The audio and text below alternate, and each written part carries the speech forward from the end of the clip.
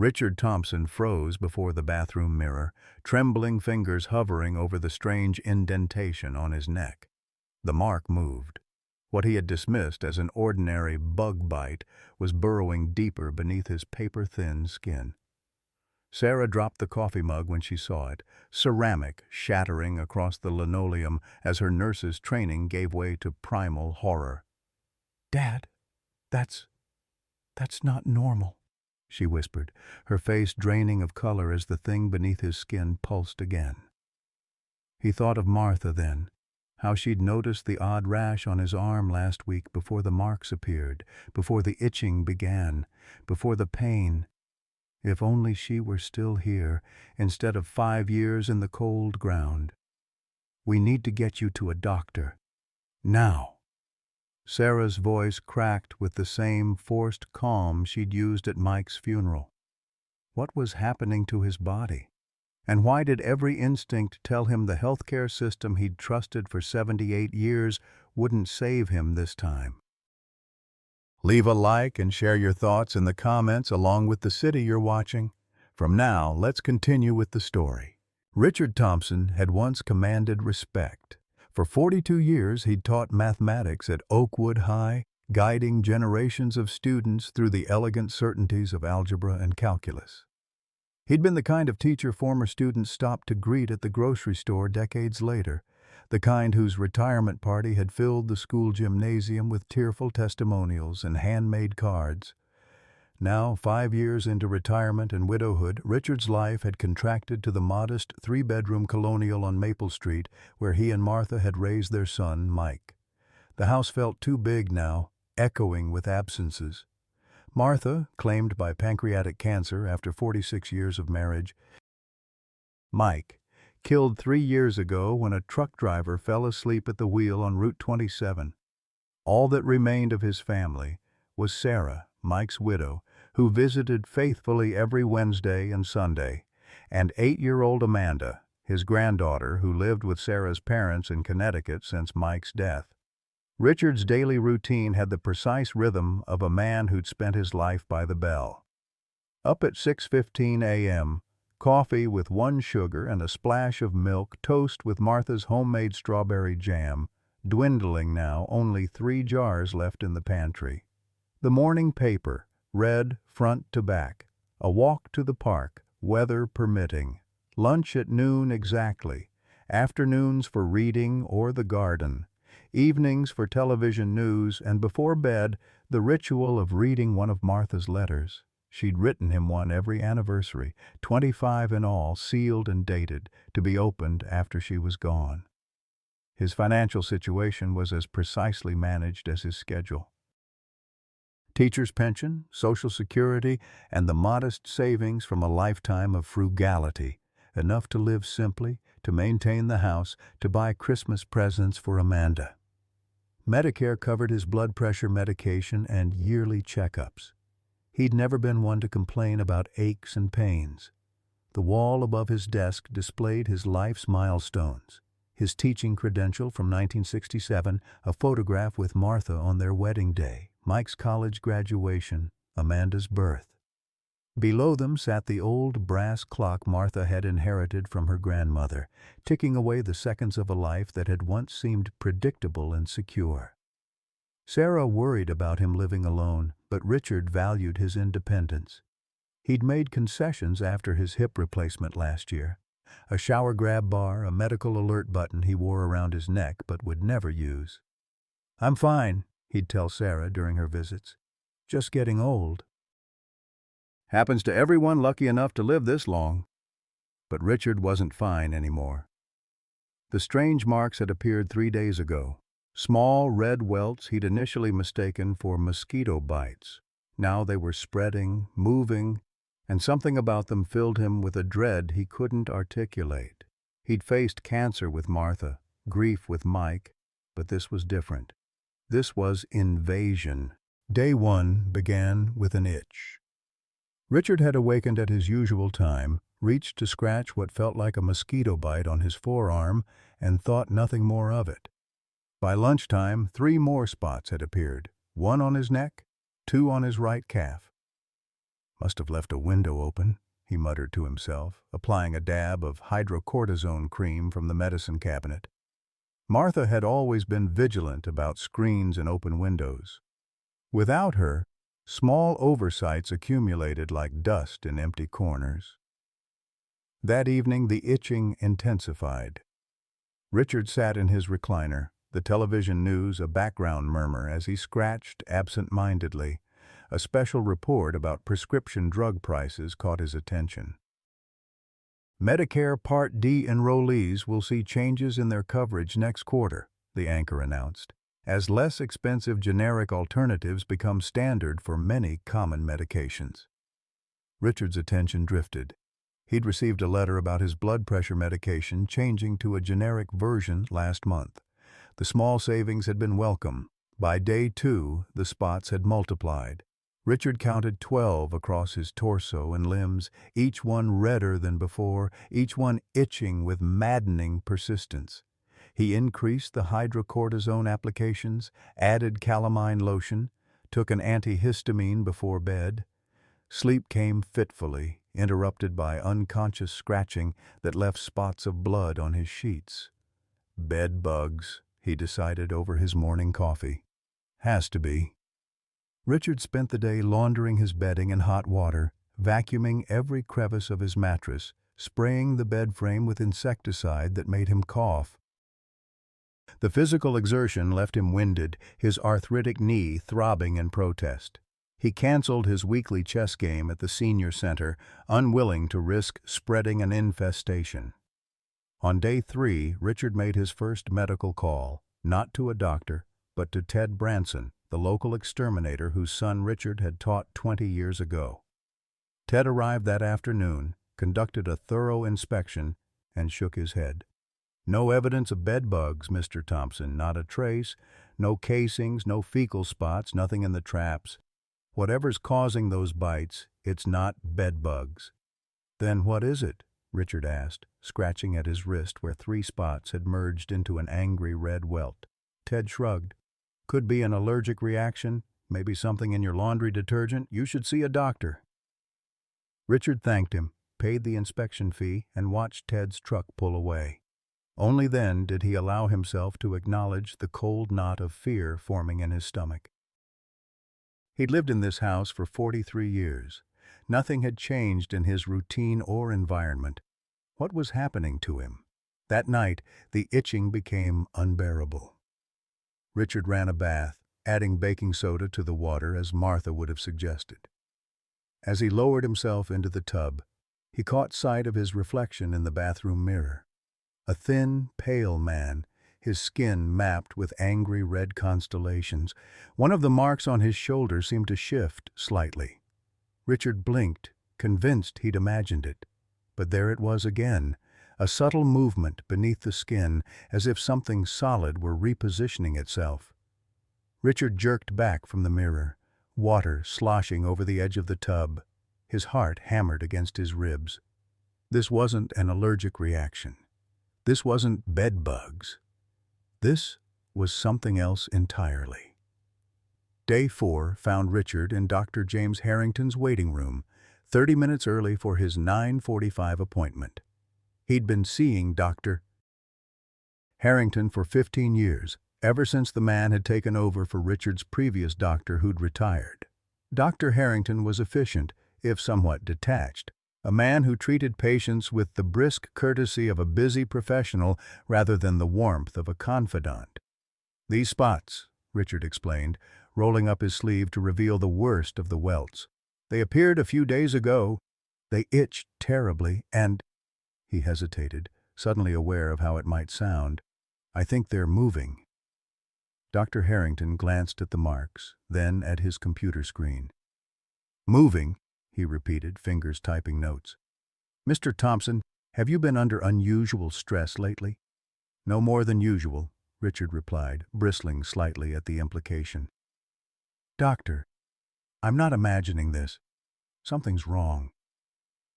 Dr. Harrington nodded, but his expression remained neutral. At your age, skin conditions are common. Could be rosacea, eczema, even shingles. Let's start with a topical steroid cream and an antihistamine. If it doesn't improve in a week, we'll consider a dermatology referral." Richard left with prescriptions and a growing sense of dismissal. Dr. Harrington had spent all of 7 minutes with him, had barely examined the marks, had not commented on their unusual pattern or distribution. The words, "at your age," echoed in his mind, a phrase that seemed to grow in frequency with each passing year, a linguistic brush-off that categorized all his concerns as simply the inevitable decay of an aging body. The pharmacy was busy, the wait for his prescriptions nearly 40 minutes. Richard sat stiffly in a molded plastic chair, trying not to scratch, aware of the curious glances from other customers. The young pharmacist called his name, explained the medication instructions with the slow, loud enunciation people often adopted with the elderly. "Apply twice a day," she emphasized, pointing to the label. "Morning and night." "Do you understand, Mr. Thompson?" "I taught calculus for 42 years, Richard replied dryly. "I think I can manage twice a day." The pharmacist flushed, handed him his Medicare card and receipt. "Sorry, sir. Have a nice day." The new medications provided temporary relief, but by day 5, Richard knew they weren't solving the problem. The marks had spread to his back, making sleep impossible as pressure against the mattress triggered waves of itching. Worse, he was now certain of movement beneath his skin, subtle shifts and pulses that occurred primarily at night, as if whatever caused them preferred darkness. When Sarah arrived for her Wednesday visit, she found Richard dozing in his recliner, the television muted, angry scratches visible on his exposed forearms and neck. "Dad?" She shook him gently, medical training evident in the way her eyes quickly assessed his condition. "What's going on? What happened to your skin?" Richard started awake, momentarily disoriented. "Sarah, is it Wednesday already?" "Yes, it's Wednesday." She touched his forehead, checking for fever. "These marks, how long have you had them? Have you seen a doctor?" Richard explained his visit to Dr. Harrington, the prescribed treatments, the lack of improvement. He hesitated before mentioning the movement, aware of how it might sound, but Sarah's concern broke through his reluctance. "They move, Sarah. Whatever these things are, they move under my skin. Harrington thinks I'm just a confused old man, but I know what I'm seeing." Instead of the skepticism he expected, Sarah's expression hardened with resolve. As a nurse at Mercy General, she'd developed a healthy distrust of dismissive diagnoses. "Let me take photos," she said, reaching for her phone. "I want to document this. And tomorrow, we're getting a second opinion." Day 6 found them at urgent care, where a harried young doctor spent 15 minutes examining Richard's lesions. "Looks like an allergic reaction," he concluded. "Possibly contact dermatitis. Any new soaps, detergents, fabrics?" "No," Richard and Sarah answered in unison. "Well, try eliminating common allergens. In the meantime, I'll prescribe a stronger antihistamine and topical corticosteroid." "Doctor," Sarah interjected, "my father says the marks move. Could this be some kind of parasitic infection?" The doctor shook his head. "Highly unlikely. Parasitic infections of that nature are extremely rare in this region. More likely it's an allergic reaction causing nerve sensations that feel like movement." They left with new prescriptions and the same sense of being brushed aside. In the car, Sarah gripped the steering wheel tightly. "This isn't right," she said. "I'm going to call in a favor with Dr. Winters at the hospital. She's a dermatologist and she actually listens." Richard stared out the window, watching suburban landscapes blur past. "I'm not crazy, Sarah. I know what I'm seeing." "I believe you, Dad." Her voice softened. "And we're going to figure this out." By day 7, Richard could barely function. The itching had become a constant torment, the movements more pronounced.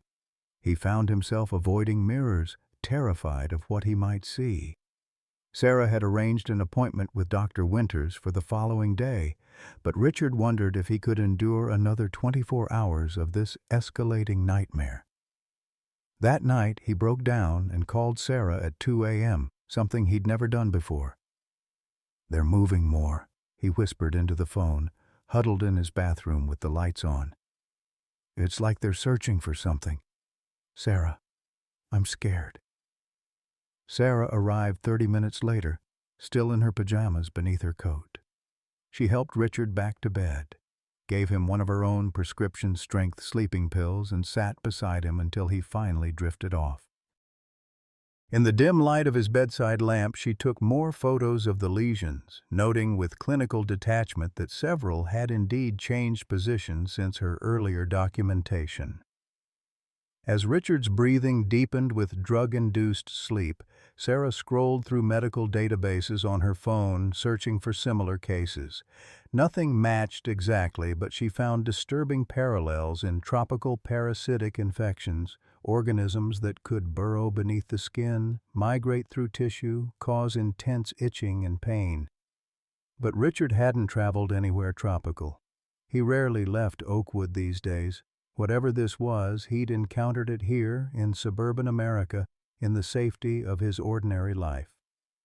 Sarah watched her father-in-law sleep fitfully, his fingers occasionally twitching toward a lesion before the medication dragged his hand back down.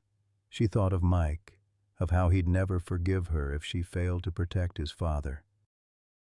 Of Martha, whose wisdom and calm would be so needed now. "We'll figure this out," she whispered, though Richard couldn't hear her. "I promise." Day 8 arrived with a pale winter sun that did little to warm Richard's chilled spirit. Sarah had stayed overnight, sleeping on the couch after setting her alarm to administer another dose of antihistamines at 4 a.m. She'd made breakfast, oatmeal with sliced bananas, the way Martha used to, but Richard could barely eat. The lesions had spread to his face overnight, 3 angry welts along his jawline that pulsed with a rhythm distinctly separate from his heartbeat. "The appointment with Dr. Winters is at 11, Sarah reminded him, clearing away his barely touched bowl. "She's squeezing us in between patients. I worked with her at Mercy for 3 years. She's the best dermatologist in the state." Richard nodded, too exhausted to speak. He'd managed perhaps 2 hours of fractured sleep, the medication no match for the relentless itching and crawling sensations. In the shower that morning, he'd watched in horror as a mark on his abdomen shifted visibly, traveling nearly half an inch while the hot water sluiced over his trembling body. The dermatology clinic occupied the 3rd floor of a gleaming medical complex. Richard leaned heavily on Sarah's arm as they navigated the crowded parking garage and long corridors. The waiting room was a study in muted beiges and soft lighting, attempts at tranquility that did nothing to calm Richard's mounting dread. Dr. Elizabeth Winters was younger than Richard had expected, perhaps mid-30s, with dark-rimmed glasses and a direct gaze that assessed him immediately upon entering the examination room. Unlike the previous doctors, she didn't glance at her computer first or maintain a professional distance. Instead, she pulled her stool close to the examination table where Richard sat in a paper gown, his lesion-mapped skin exposed under the bright medical lights. "Mr. Thompson," she began, her voice steady and focused. "Sarah's shown me the photos. I'd like to examine you thoroughly, and I need you to tell me everything you've experienced, even details that might seem strange or impossible.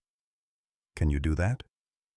Richard nodded, relief washing over him at being addressed like a rational adult rather than a senile inconvenience. "It started 8 days ago," he began. And once he started talking, the words flowed like water through a broken dam. Dr. Winters listened without interruption, her eyes never leaving his face except to examine a particular lesion he mentioned. She took notes by hand rather than on a computer, occasionally asking clarifying questions but never expressing doubt or dismissal. When Richard described the movement, she nodded as if this confirmed a suspicion. "I'm going to take several samples," she explained, preparing a small tray of instruments. "Skin scrapings, fluid from inside the lesions, and a small biopsy. It will be uncomfortable, but it's necessary to identify what we're dealing with." The procedures were painful despite the local anesthetic, but Richard endured them stoically, hope kindling for the first time in days. Here, finally, was someone taking his condition seriously. "I'm also ordering comprehensive blood work," Dr. Winters continued, labeling the last sample container. "And I'd like to photograph these lesions myself for documentation." After completing her examination and sample collection, Dr. Winters sat down again, her expression grave. "Mr. Thompson, based on what I'm seeing, I believe you have some form of parasitic infection. The movement you're describing is consistent with subcutaneous migration of a parasite or larvae. What's unusual is the number and distribution pattern, which doesn't match typical parasitic infections we see in this region." "What could it be?" Sarah asked, her nurse's composure slipping slightly. "I can't say definitively until we have the test results, but I'm concerned enough to start treatment immediately rather than waiting. I'm prescribing a broad-spectrum antiparasitic medication called ivermectin. It's effective against a wide range of parasites." She paused, glancing at Richard's chart. "I see you're on Medicare. Unfortunately, for this application, it may not be covered since it's being prescribed for an off-label use." "How much will it cost?" Richard asked, already calculating his limited budget. "Without insurance coverage, about $600 for the full course," Dr. Winters replied, apologetic but straightforward. "I'll also prescribe a topical treatment to help with the symptoms while the oral medication works. That's another $150 approximately." Richard nodded, mentally shifting funds, considering which bill payments could be delayed. "I'll manage." "I'm expediting your lab work," Dr. Winters added, writing the prescriptions. "We should have preliminary results in 24-48 hours. In the meantime, I want you to start these medications immediately. And Sarah, document any changes, particularly in the movement patterns or new lesions." As they left the clinic, prescription slips in hand, Richard felt a complicated mixture of relief and anxiety. Relief at being believed, at having a provisional diagnosis, at the prospect of treatment. Anxiety about the cost, the uncertain nature of the infection, the days of suffering that likely still lay ahead. "She's good," he said simply, as Sarah helped him into the car. "The best," Sarah confirmed. "And she doesn't dismiss patients the way Harrington does." The pharmacy visit was another shock. The medication costs exceeded even Dr. Winters' estimate, $780 for the ivermectin and $200 for the topical treatment. Richard handed over his credit card wordlessly, wincing at the thought of the interest that would accumulate on a balance he couldn't immediately pay off. Day 9 brought little improvement. The medications caused nausea and dizziness, side effects that compounded Richard's misery. Sarah had taken emergency personal days from work to stay with him, monitoring his condition and documenting the lesions. Some had begun to develop a central depression, as if something inside were consuming the tissue. By day 10, Richard was running a low-grade fever. Dr. Winters called personally to check on him and adjusted his medication dosage. "The preliminary tests showed definite parasitic activity," she explained, "but we're still identifying the specific organism. It doesn't match anything in our standard databases." "What does that mean?" Richard asked, phone pressed to his ear while Sarah changed the dressing on a particularly angry lesion on his shoulder. "It means we're dealing with something unusual. I've sent samples to the CDC for additional testing." "In the meantime, the treatment should still be effective, even if we don't have a perfect identification yet." After the call, Sarah looked troubled. "The CDC? Dad, this is serious." "I gathered that when things started moving under my skin," Richard replied dryly, his first attempt at humor in days. On day 11, they received the first real blow. The Medicare appeal for coverage of the medications was denied. The letter arrived in a plain white envelope, bureaucratic language masking the human impact of its contents. After careful review, we have determined that the requested medications, ivermectin, prescription-strength antiparasitic cream, do not meet Medicare coverage criteria for your condition. These treatments are considered experimental, investigational for unidentified parasitic infections without confirmed diagnosis meeting established criteria. The letter continued with instructions for a secondary appeal, a process that would take weeks at minimum. Richard set it aside without comment, but Sarah was incensed. This is ridiculous. They're basically saying we need to wait until we know exactly what parasite it is before they'll cover treatment. But by then, it could be too late. It's fine, Richard said quietly. I have savings. It's not fine, Sarah countered. You've paid into this system your entire working life. They owe you care. Day 12. Brought Dr. Winters's office call with biopsy results. Richard put her on speakerphone so Sarah could listen. The biopsy confirms parasitic organisms in the subcutaneous tissue, Dr. Winters explained, her professional tone barely masking concern. They appear to be a type of nematode, a roundworm, but with characteristics that don't match known species in our region. The lab is still working on precise identification. Is the treatment working? Sarah asked. It should be, Dr. Winters replied. But I'm concerned about the continuing fever and the appearance of new lesions, Mr. Thompson, I'd like you to come in tomorrow for a follow-up examination.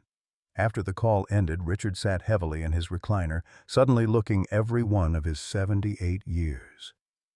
Roundworms, he muttered, living inside me, moving around. Sarah squeezed his hand. The medication will kill them. Doctor, Winters knows what she's doing. But that night brought the first truly terrifying development. Richard awoke at 3 a.m., gasping and clutching at his neck. A lesion near his carotid artery was visibly pulsing, the skin bulging outward as if something were trying to emerge. "Sarah!" he called hoarsely, stumbling to her room. "Sarah, wake up!" She was instantly alert, nurses' training overriding sleep. One look at the lesion had her reaching for her phone. "We're going to the emergency room, now."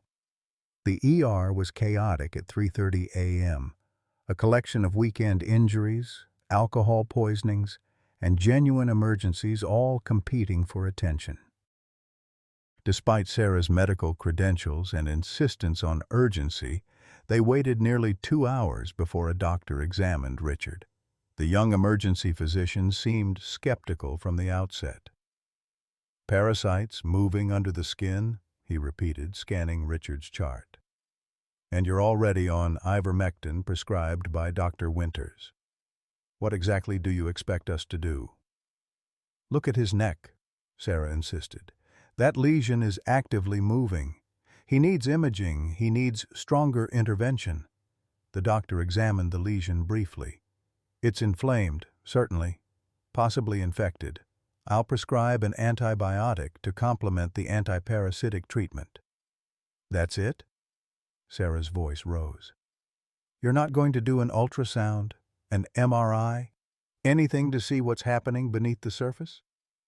"Ms. Thompson," the doctor's tone grew patronizing, "those tests are expensive and likely unnecessary. The appropriate course is to continue the prescribed treatment and follow up with the dermatologist." They left with an antibiotic prescription and a $250 ER copay that Medicare would only partially cover. In the car, Sarah's hands shook with rage as she gripped the steering wheel. "This is how people die," she said bitterly. "Dismissed, ignored, sent home to suffer until it's too late."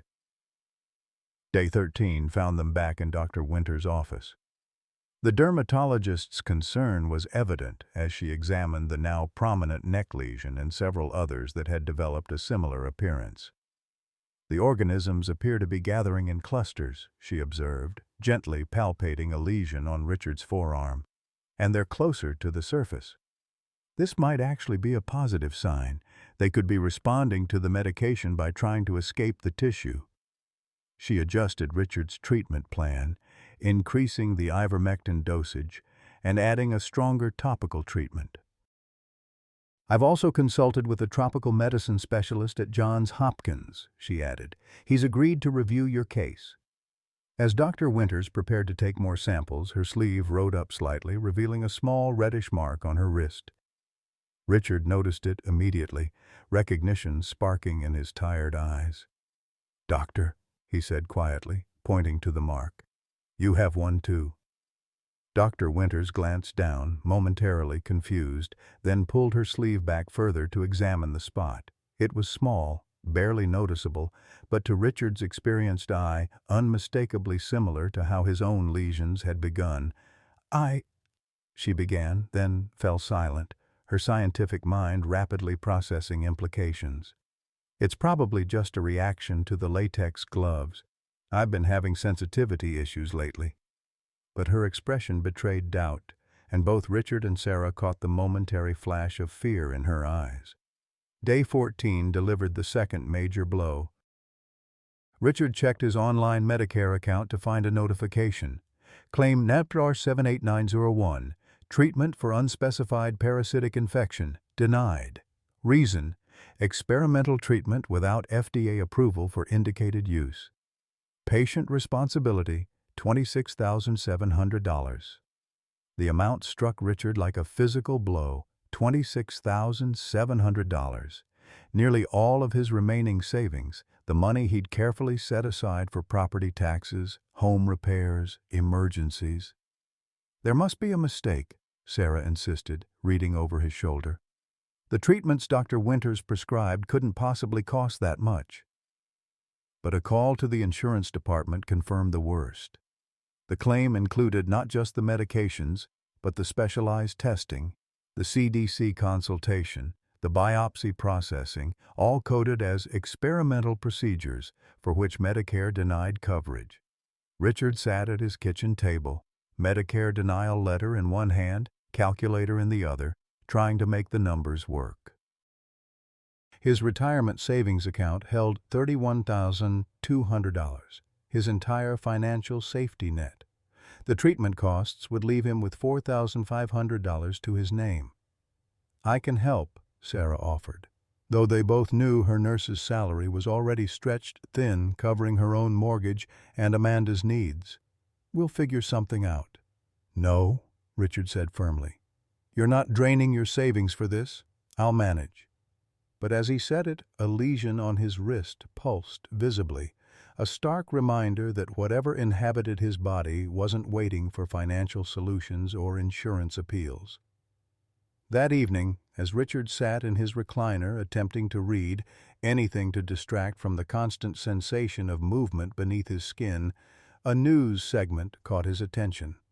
The reporter was discussing Medicare Part D changes, specifically the recent shift to generic medications sourced from overseas manufacturers. The FDA fast-tracked approval for several key generics last quarter, the reporter explained, allowing Medicare to offer significant cost savings. However, some patient advocacy groups have raised concerns about quality control and ingredient sourcing in certain facilities. Richard's attention sharpened. He'd received a letter 3 months ago about his blood pressure medication switching to a generic version. He'd thought nothing of it at the time.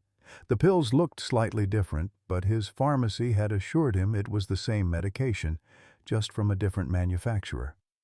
"Sarah," he called, a new suspicion forming. "When did these Medicare medication changes start?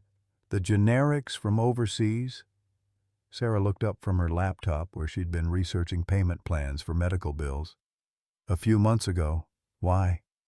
"My blood pressure medication changed to a generic around that time." Could there be a connection? Sarah considered this, her nursing knowledge engaging with the possibility. It's not impossible.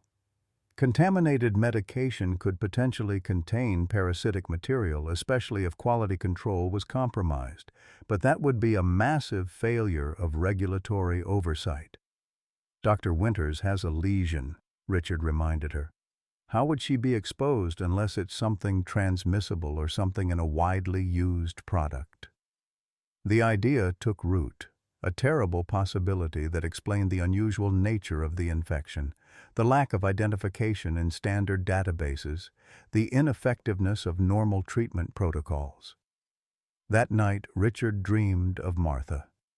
She stood in their garden, pruning roses as she'd loved to do, her silver hair gleaming in sunshine. "Check the medicine cabinet, Richie," she said, not turning to look at him. "I always told you to check the expiration dates." He awoke with a start at 5 a.m., the dream vivid in his mind. Without waking Sarah, he shuffled to the bathroom and opened the medicine cabinet. There sat the orange prescription bottle with the generic blood pressure medication. He hadn't connected it to his condition because he'd been taking it for years without issue, but not this specific generic version. Richard turned the bottle in his hand, studying the small print on the label. The manufacturer was listed as Global Pharma Solutions Ltd. He'd never heard of them. At the bottom of the label, in tiny print, "Manufactured in India for U.S. distribution." With trembling fingers, he set the bottle aside, a growing certainty filling him that he'd found the source of his nightmare. Now he just had to convince someone who could do something about it. Day 15 arrived with a crystalline winter clarity that belied the chaos unfolding in Richard's life. At his kitchen table, surrounded by prescription bottles, medical bills, and insurance rejection letters, he waited for Sarah to return from her quick trip home to shower and change before their 11 a.m. appointment with Dr. Winters. He'd set aside the questionable blood pressure medication, storing it in a plastic bag with a note detailing when he'd started taking it. Proving a connection wouldn't be simple, but it was the only lead they had. The house phone rang, a rarity in this age of cell phones. Richard answered to find Dr. Winters herself on the line, her typically composed voice carrying an unusual urgency. "Mr. Thompson, I'd like to come to your home instead of having you come to the office today. Is that acceptable?" Richard blinked in surprise. "Of course, but why the change?" A pause, then, "I'd prefer to discuss it in person. I can be there in 30 minutes. When Richard called Sarah to inform her of the change, she immediately altered course, arriving just minutes before Dr. Winters' silver Volvo pulled into the driveway. The dermatologist who emerged looked markedly different from the confident professional they'd met days earlier. Her face was drawn, eyes shadowed by fatigue or worry, and she carried a medical bag and laptop rather than directing them to an examination room equipped with proper tools. "Thank you for accommodating the change," she said as Sarah ushered her into the living room where Richard waited. "I felt this conversation would be better conducted in private, away from the hospital network." Richard and Sarah exchanged concerned glances as Dr. Winters set up her laptop on the coffee table. "Two developments," she began without preamble. "First, I've been comparing notes with several colleagues across 3 states. There are at least 37 cases matching your symptoms, all in patients over 65, all covered by Medicare Part D." She paused, rolling up her sleeve to reveal her wrist. What had been a small, reddish mark 2 days ago was now an unmistakable lesion, identical to Richard's early-stage marks. "And second, I've confirmed I have the same condition. It's appearing in doctors and nurses who've had direct contact with infected tissue." "It's transmissible," Sarah whispered, instinctively moving away from her father-in-law despite having already spent days in close contact. "Yes, but not easily, and not through casual contact," Dr. Winters clarified. "The lab believes it requires direct contact with the parasite itself or its secretions, handling infected tissue without adequate protection, for instance." "I think I know where it came from," Richard said. retrieving the bagged medication from the kitchen. He explained his suspicion about the generic blood pressure medication, the timing of the switch, the dream that had prompted him to consider it. Dr. Winters examined the bottle, her expression grave. Global Pharma Solutions. They're one of the largest new suppliers for the Medicare Part D program. Their generics are about 70% cheaper than American-made alternatives. She looked up, meeting Richard's eyes. This would explain the age clustering. Medicare patients receiving these specific generics. If you're right, Sarah interjected, this is a massive public health emergency. Thousands of seniors could be at risk. That's why I'm here, rather than at the hospital, Dr. Winters replied, lowering her voice despite them being alone in the house. I tried to raise the alarm through official channels yesterday. The hospital administration told me in no uncertain terms to drop it unless I had incontrovertible proof. The pharmaceutical representatives who were coincidentally meeting with the board that day were quite concerned about unsubstantiated claims that might cause public panic. Richard felt a chill that had nothing to do with his infection. They're covering it up. Not actively covering up, Dr. Winters corrected. More like aggressively avoiding investigation. The financial implications are enormous. Medicare saves billions annually on these generics. The manufacturers make hundreds of millions. The hospitals receive incentives for compliance with Medicare-approved medications. No one wants to discover that the entire system is compromised.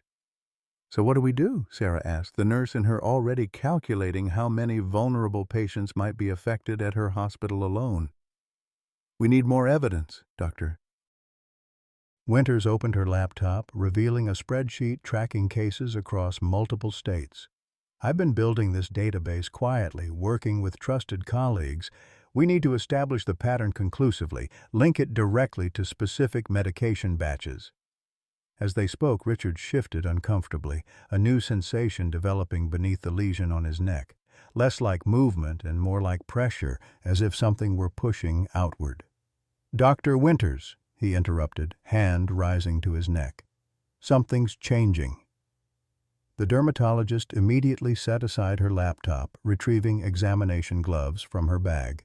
May I? Richard nodded, tilting his head to expose the increasingly prominent lesion. Dr. Winters palpated it gently, her trained fingers detecting what Richard had felt. It's coming to a head, she murmured, like an abscess preparing to rupture. This is consistent with the parasite's life cycle entering a new phase. She reached for her bag again. I need to take a sample if it ruptures. The active organism would provide the definitive evidence we need. The next hour passed in tense preparation. Dr. Winters set up a makeshift collection station on Richard's kitchen table, laying out sterile containers, slides, and preservation fluid.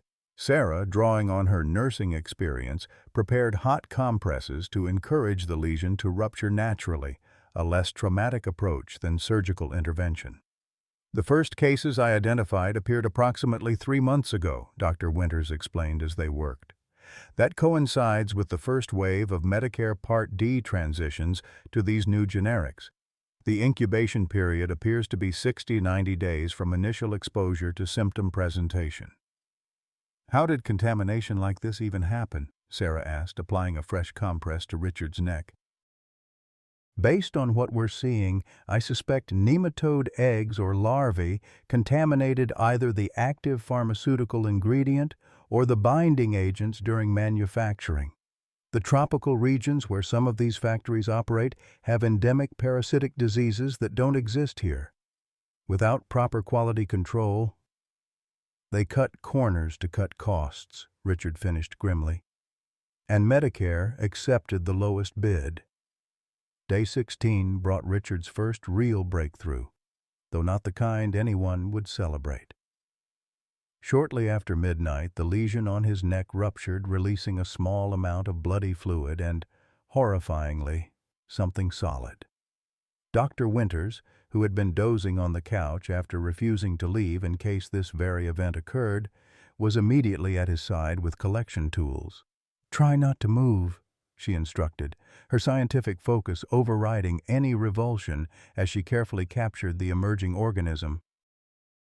Under her penlight, they could all see it, a pale, thread-like worm approximately a centimeter long, writhing in the collected fluid. "Got it," Dr. Winters whispered, sealing the specimen container with hands that trembled slightly despite her professional demeanor. "This is what we needed." By morning, she had transferred the specimen to a secure laboratory operated by a former colleague now working in private research. "Gregory owes me several favors," she explained, "and his lab isn't subject to the same institutional pressures as the hospital." Richard, exhausted from the night's ordeal but somehow lighter now that at least one parasite had been expelled, dozed fitfully in his recliner while Sarah cleaned and bandaged the now emptied lesion. "Will they all come out like that?" he asked when he woke, uncertain whether to hope for more ruptures and relief or dread the process. "Possibly, Doctor," Winters replied, returning from a series of phone calls made from her car for privacy. "The medications are likely forcing them into a premature emergence. In their natural life cycle, they would probably remain subcutaneous much longer." Day 17 marked a significant turn in Richard's condition. 3 more lesions ruptured throughout the day, each releasing a similar organism that Dr. Winters carefully collected. The sites, once drained, began to heal remarkably quickly, the angry redness fading to a dull pink. His fever decreased, and for the first time in over 2 weeks, the constant sensation of movement beneath his skin diminished slightly. "It's working," Sarah observed, hope coloring her voice as she changed the bandage on a recently ruptured lesion on Richard's forearm. "The medication is forcing them out," Dr. Winters nodded cautiously. "It appears so, but we still have a larger problem to address." My contact at the lab confirmed these are indeed nematodes, most likely a species endemic to the Indian subcontinent. They've never been documented in the United States outside of travelers returning from endemic regions. "Have you reported this to the FDA?" Richard asked. Dr. Winters' expression darkened. "I've tried. I've made 7 calls to their adverse event reporting system. I've submitted the case through official channels. The response has been underwhelming. Form letters thanking me for my report, assurances that it will be investigated as resources permit." "That's it?" Sarah's outrage was palpable. "People are being infected with parasites through their essential medications, and they send form letters?" "The system isn't designed to respond quickly," Dr. Winters explained, fatigue evident in her voice. "And there are powerful financial interests invested in maintaining the status quo. Global Pharma Solutions supplies nearly 30% of Medicare Part D generics now. Billions of dollars are at stake." Richard shifted in his chair, a lifetime of quiet compliance warring with newfound anger. "So what do we do? Wait for more people to be infected while bureaucrats shuffle papers?" "No," Dr. Winters said firmly. "We build our case, we document everything, and we find allies." She glanced at her watch. "I have a meeting in an hour with someone who might be able to help. A patient of mine who leads a veterans advocacy group. Many of his members are on Medicare and potentially at risk." After Dr. Winters departed, Sarah helped Richard shower and change into fresh clothes, a small dignity that felt monumental after days of illness. As she was helping him back to his recliner, a knock came at the front door. Sarah opened it to find an elderly man in a crisply ironed button-down shirt and slacks, his posture military straight despite his advanced age.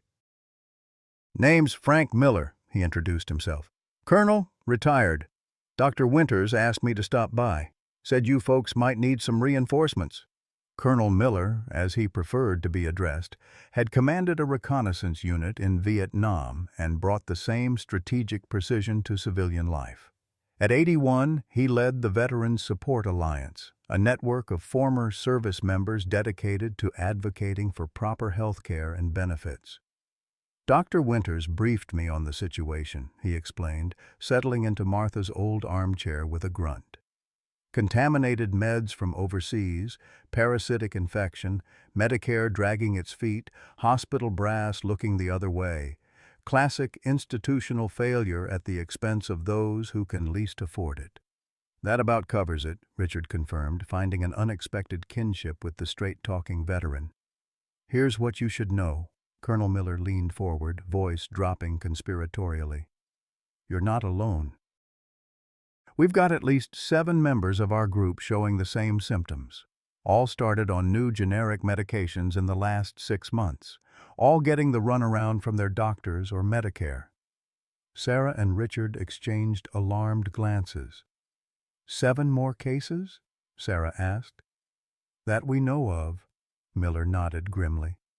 Probably more who haven't connected the dots yet. Veterans are used to strange medical issues. Agent Orange, Gulf War syndrome, burn pit exposure. Many just suffer in silence. Figure it's the price of service. What about treatment? Richard asked. The medications are helping me, but they're expensive without coverage. Colonel Miller smiled thinly. That's one advantage of our network. We've got connections to overseas pharmacies that provide the same medications at a fraction of the cost. Not strictly by the book, but when the system fails you, you adapt. Is that legal? Sarah asked hesitantly. Personal use importation exists in a gray area, Miller replied with a shrug. FDA looks the other way as long as it's for individual treatment and not for resale. We help our people navigate the process safely. By day 18, Richard's improvement continued, though each parasite emergence was a grueling ordeal. Colonel Miller had become a regular visitor, bringing not just practical support, but connections to others suffering the same condition. He'd established a secure online forum where affected veterans shared symptoms, treatment experiences, and coping strategies. The pattern is clear, Colonel Miller explained, showing Richard and Sarah a crude map he'd created, marking cases across 12 states. All Medicare recipients, all started on generics from Global Pharma within the last 6 months, all presenting with the same subcutaneous parasitic infection. Dr. Winters, meanwhile, had been documenting her own infection's progression. The lesion on her wrist had developed the characteristic appearance of the early-stage infection, though medication started immediately had slowed its advancement. She'd also been collecting case reports from trusted colleagues, building a database that now included 54 confirmed infections matching the pattern. The lab results are definitive, she reported during her evening visit. The nematode species has been identified as a variant of Dracunculus medinensis, guinea worm, previously unknown in the United States. The medication connection is clear. We have enough evidence now to force an investigation. So, who do we tell that will actually listen? Richard asked, voicing the question that had plagued them all. I have an idea about that, Colonel Miller interjected. But it involves going public in a way that can't be ignored. Are you prepared for that, Richard? Once this story breaks, you'll be at the center of it. Richard thought of the countless other seniors who might be taking the same contaminated medication, unaware of the nightmare growing beneath their skin. He thought of Dr. Winters risking her career to help him, of Sarah exhausting herself with his care, of Colonel Miller mobilizing veterans to support complete strangers. Yes, he said simply, whatever it takes. Day 19 found Richard facing an unexpected challenge. Dr. Winters arrived for her morning checkup with concerning news. The hospital administration discovered my research, she explained, her usual composure cracking slightly. They've suspended my privileges pending an ethics review. The official reason is conducting unapproved research and making unsubstantiated claims that could cause public panic. They can't do that, Sarah protested. They can, and they have, Dr. Winters replied wearily. The pharmaceutical representative from Global Pharma filed a formal complaint claiming I was damaging their reputation without sufficient evidence. "But you have evidence," Richard said, gesturing to his still lesioned skin and the carefully preserved specimens. "Evidence they're choosing not to examine," Dr. Winters corrected. "They've denied my request to present my findings to the hospital board or the Quality Control Committee." The implications were sobering. Without hospital affiliation, Dr. Winters would lose access to resources, records, and institutional credibility. Her ability to track and treat cases would be severely limited. "This changes our timeline," Colonel Miller stated flatly. "We need to move now, before they can completely silence Dr. Winters or seize her research." The plan they formulated was bold by necessity. Colonel Miller had connections at a regional news station through a veteran who worked as a producer, Dr. Winters had compiled her evidence into a comprehensive report, including photographs, lab results, and case tracking. Sarah had documented Richard's progression with meticulous notes and time-stamped photos. "Tomorrow morning," Colonel Miller confirmed after a series of phone calls from Richard's kitchen. "The producer wants to interview Richard, Dr. Winters, and me. They'll send a crew here if Richard's not well enough to come to the studio." "I'll be there," Richard insisted, surprising even himself with his determination. "This needs to be done right." That evening, as Sarah helped Richard prepare for the interview, selecting his most dignified outfit, rehearsing the key points they needed to convey, his phone rang. The caller ID showed an unfamiliar number with a Washington, D.C. area code. "Mr. Thompson?" a woman's voice inquired when he answered. "This is Patricia Davis from the Medicare Part D Administrative Office. I'm calling regarding your recent claim appeals and certain other matters that have been brought to our attention." Richard gestured frantically for Sarah to record the call, which she scrambled to do. "Yes, Ms. Davis. What can I do for you?" he replied, keeping his voice neutral. "Mr. Thompson, it has come to our attention that you may be planning to speak publicly about your medical condition and its possible connection to Medicare-approved medications. Before you do so, I wanted to personally reach out to discuss alternatives." "What kind of alternatives?" Richard asked, catching Sarah's wide-eyed gaze across the room. "Medicare is prepared to reconsider your claim denial. In fact, we could approve full coverage for your treatments retroactively. We could also arrange for specialized care at our expense." A pause.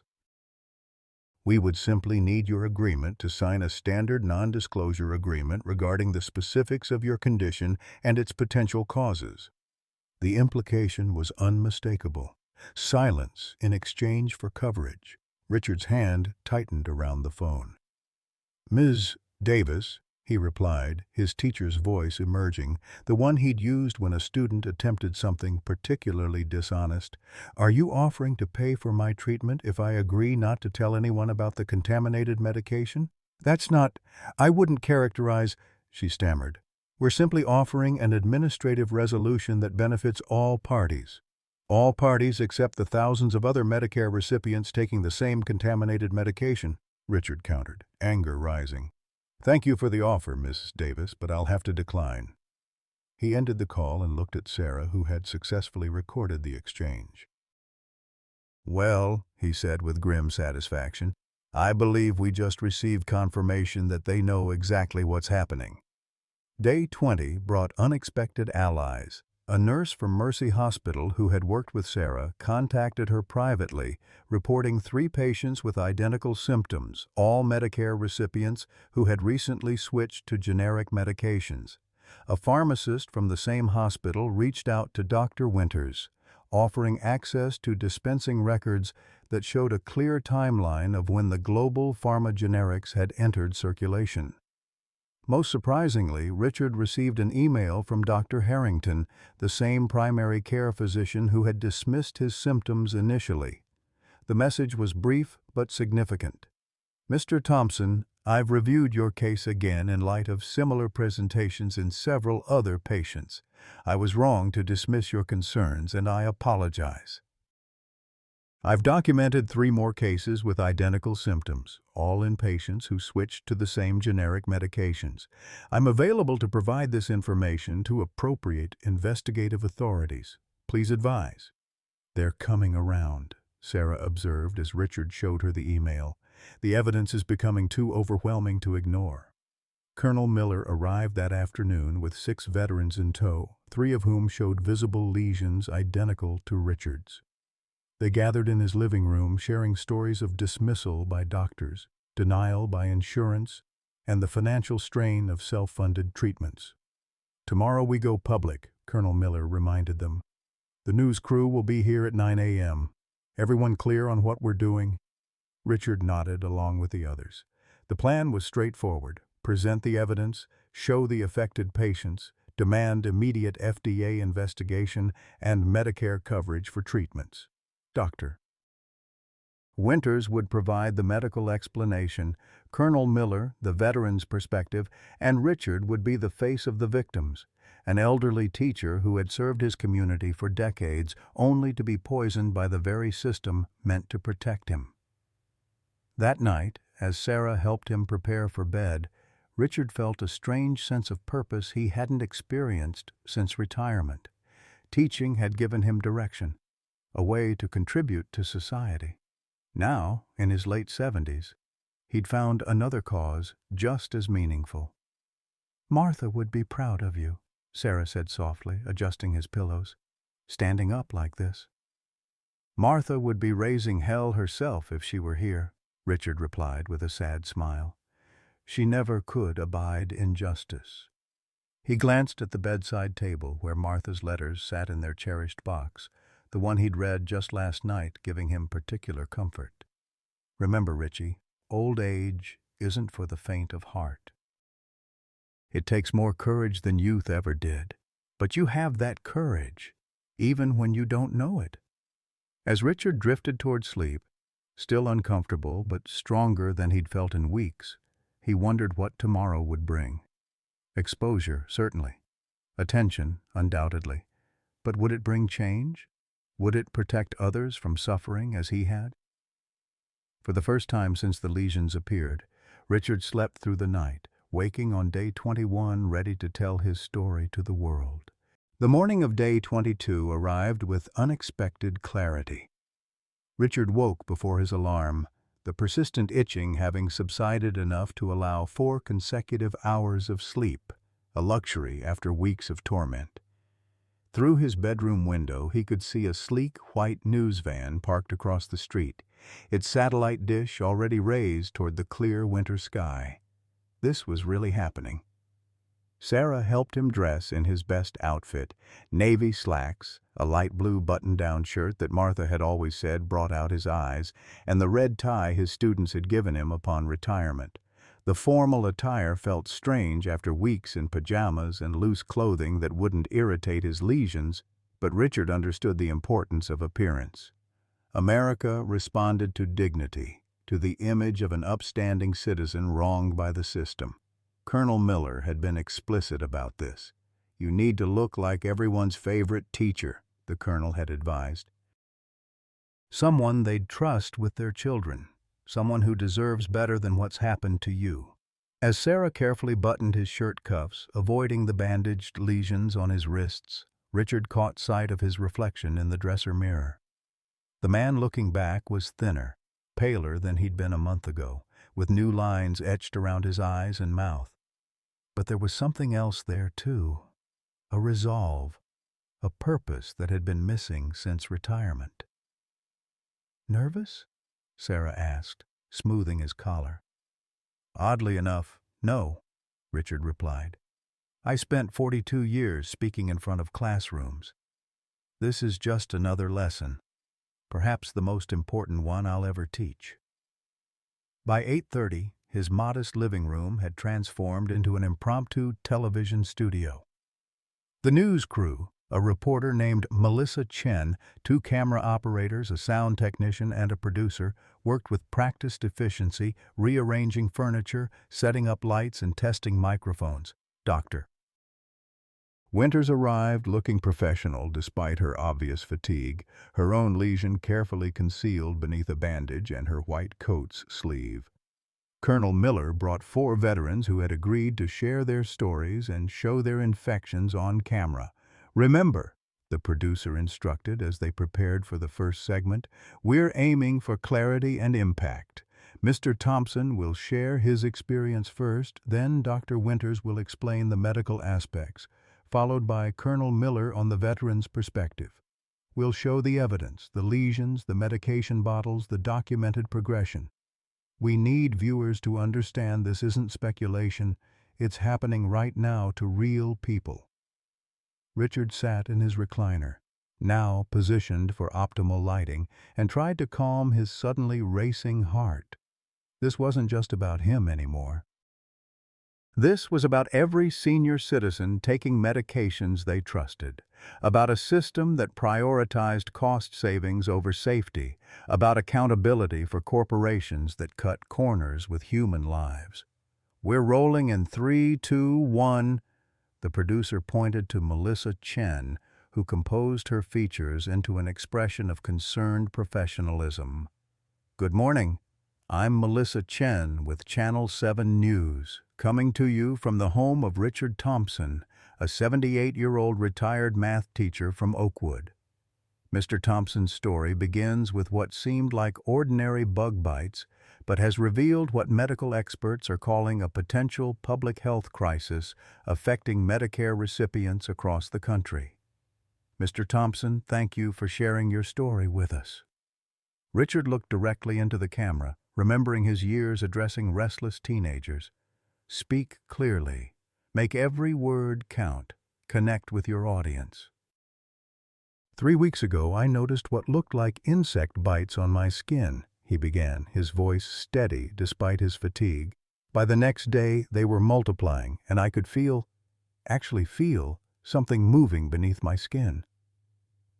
He continued chronologically, describing the dismissal by his primary care physician, the escalating symptoms, the financial burden of treatment Medicare refused to cover, and finally, the horrifying discovery of parasitic worms emerging from his body. As he spoke, the camera occasionally panned to his visible lesions, some still angry and active, others healing where parasites had already emerged. "And you believe these parasites came from your medication?" Melissa prompted. "Not just believe, we know," Richard replied, gesturing to Dr. Winters, who took her cue to join the conversation. With clinical precision, Dr. Winters explained how the timing, pattern of infection, and laboratory analysis all pointed to contaminated generic medications manufactured by Global Pharma Solutions for the Medicare Part D program. "We've identified the parasite as a nematode species previously unknown in the United States," she explained, her professional demeanor lending credibility to claims that might otherwise sound fantastical. "The contamination likely occurred during manufacturing in facilities with inadequate quality control. The eggs or larvae can survive in tablet form, then activate once ingested by the patient." "And how has the medical establishment responded to your findings?" Melissa asked. Dr. Winters' expression tightened almost imperceptibly. "With resistance. My hospital privileges have been suspended for investigating this issue. Medicare continues to deny coverage for affected patients, classifying the treatments as experimental. The FDA has acknowledged receiving our reports but has taken no visible action." Colonel Miller stepped in next, his military bearing commanding attention as he described the pattern emerging among veterans. "We've documented 27 cases so far, all Medicare recipients, all prescribed generics from the same manufacturer within the last 6 months," he stated. "These men and women served their country, and now they're being invaded by parasites through the very medications meant to keep them healthy. It's unacceptable." The veterans shared their stories one by one, brief, powerful testimonials accompanied by visual evidence of their infections. Their experiences mirrored Richard's: initial dismissal by doctors, worsening symptoms, financial hardship from uncovered treatments, and the psychological toll of literally feeling creatures moving beneath their skin. As the interview progressed, Richard felt an unexpected surge of energy. Giving voice to this experience, bringing it into the light after weeks of suffering and near isolation, was cathartic. More importantly, it felt like the most meaningful thing he'd done since leaving the classroom. Medicare offered to cover my treatments retroactively, Richard revealed when asked about official responses, but only if I signed a non-disclosure agreement preventing me from discussing the cause of my condition. Melissa Chen's eyebrows shot up. They offered to pay if you stayed silent? Yes, I have the recorded phone call to prove it. The producer, standing behind the cameras, made a slicing motion across his throat. We need that recording. That's explosive. The interview continued for nearly 2 hours, covering every aspect of the case: the medical evidence, the financial impact, the institutional resistance, the growing number of victims. Throughout, Richard remained composed, articulate, and undeniably sympathetic, the ideal spokesperson for a cause that might otherwise be dismissed as too bizarre to be credible. We'll air the first segment tonight at 6, the producer explained as the crew began packing up their equipment. The full special report will run this weekend. Mr. Thompson, you've given us something powerful here. People need to know about this. As the news team departed, promising to return for follow-up coverage as the story developed, Richard collapsed back into his recliner, suddenly exhausted. The performance had drained what little energy his recovering body possessed. You were magnificent, Sarah told him, bringing a glass of water and his medication. Clear, compelling, dignified. They couldn't have asked for a better spokesperson. Indeed, Colonel Miller agreed, his weathered face creasing in a rare smile. You reminded me of my old commanding officer, the kind of leader men would follow into battle without question. Dr. Winters checked Richard's vitals, concerned about the exertion. Your pulse is elevated, but that's to be expected after such an intense experience. How are you feeling otherwise? Lighter, Richard replied after consideration, as if speaking the truth aloud has somehow lessened its burden. The remainder of day 22 passed in a blur of phone calls and messages as word of the upcoming news segment spread through Colonel Miller's Veterans Network and Dr. Winters' medical contacts. Sarah fielded calls from other news outlets seeking interviews, carefully deferring them until after the initial broadcast. Richard rested, conserving his strength for what they all knew would be a storm of attention once the story aired. At 6 p.m. sharp, they gathered around Richard's television. The news program's familiar theme music played, and then Melissa Chen's serious face filled the screen. Good evening. Tonight, Channel 7 News brings you an exclusive investigation into a developing public health crisis affecting Medicare recipients across the country. Contaminated medications, parasitic infections, and institutional silence, all unfolding right here in our community. The segment that followed was masterfully edited, presenting Richard's story with compelling clarity while incorporating expert testimony and visual evidence that couldn't be easily dismissed. The recorded phone call from Medicare offering coverage in exchange for silence played near the end, a smoking gun that transformed the story from medical mystery to potential scandal. The FDA, Medicare, and Global Pharma Solutions have all declined to comment on these allegations, Melissa concluded. But with more cases emerging daily, the questions cannot be ignored much longer. For the full special report, tune in this Saturday at 8 p.m. For Channel 7 News, I'm Melissa Chen. As the program transitioned to weather, Richard's phone began ringing. The caller ID showed a Washington, D.C. area code, different from the Medicare representative who had called previously.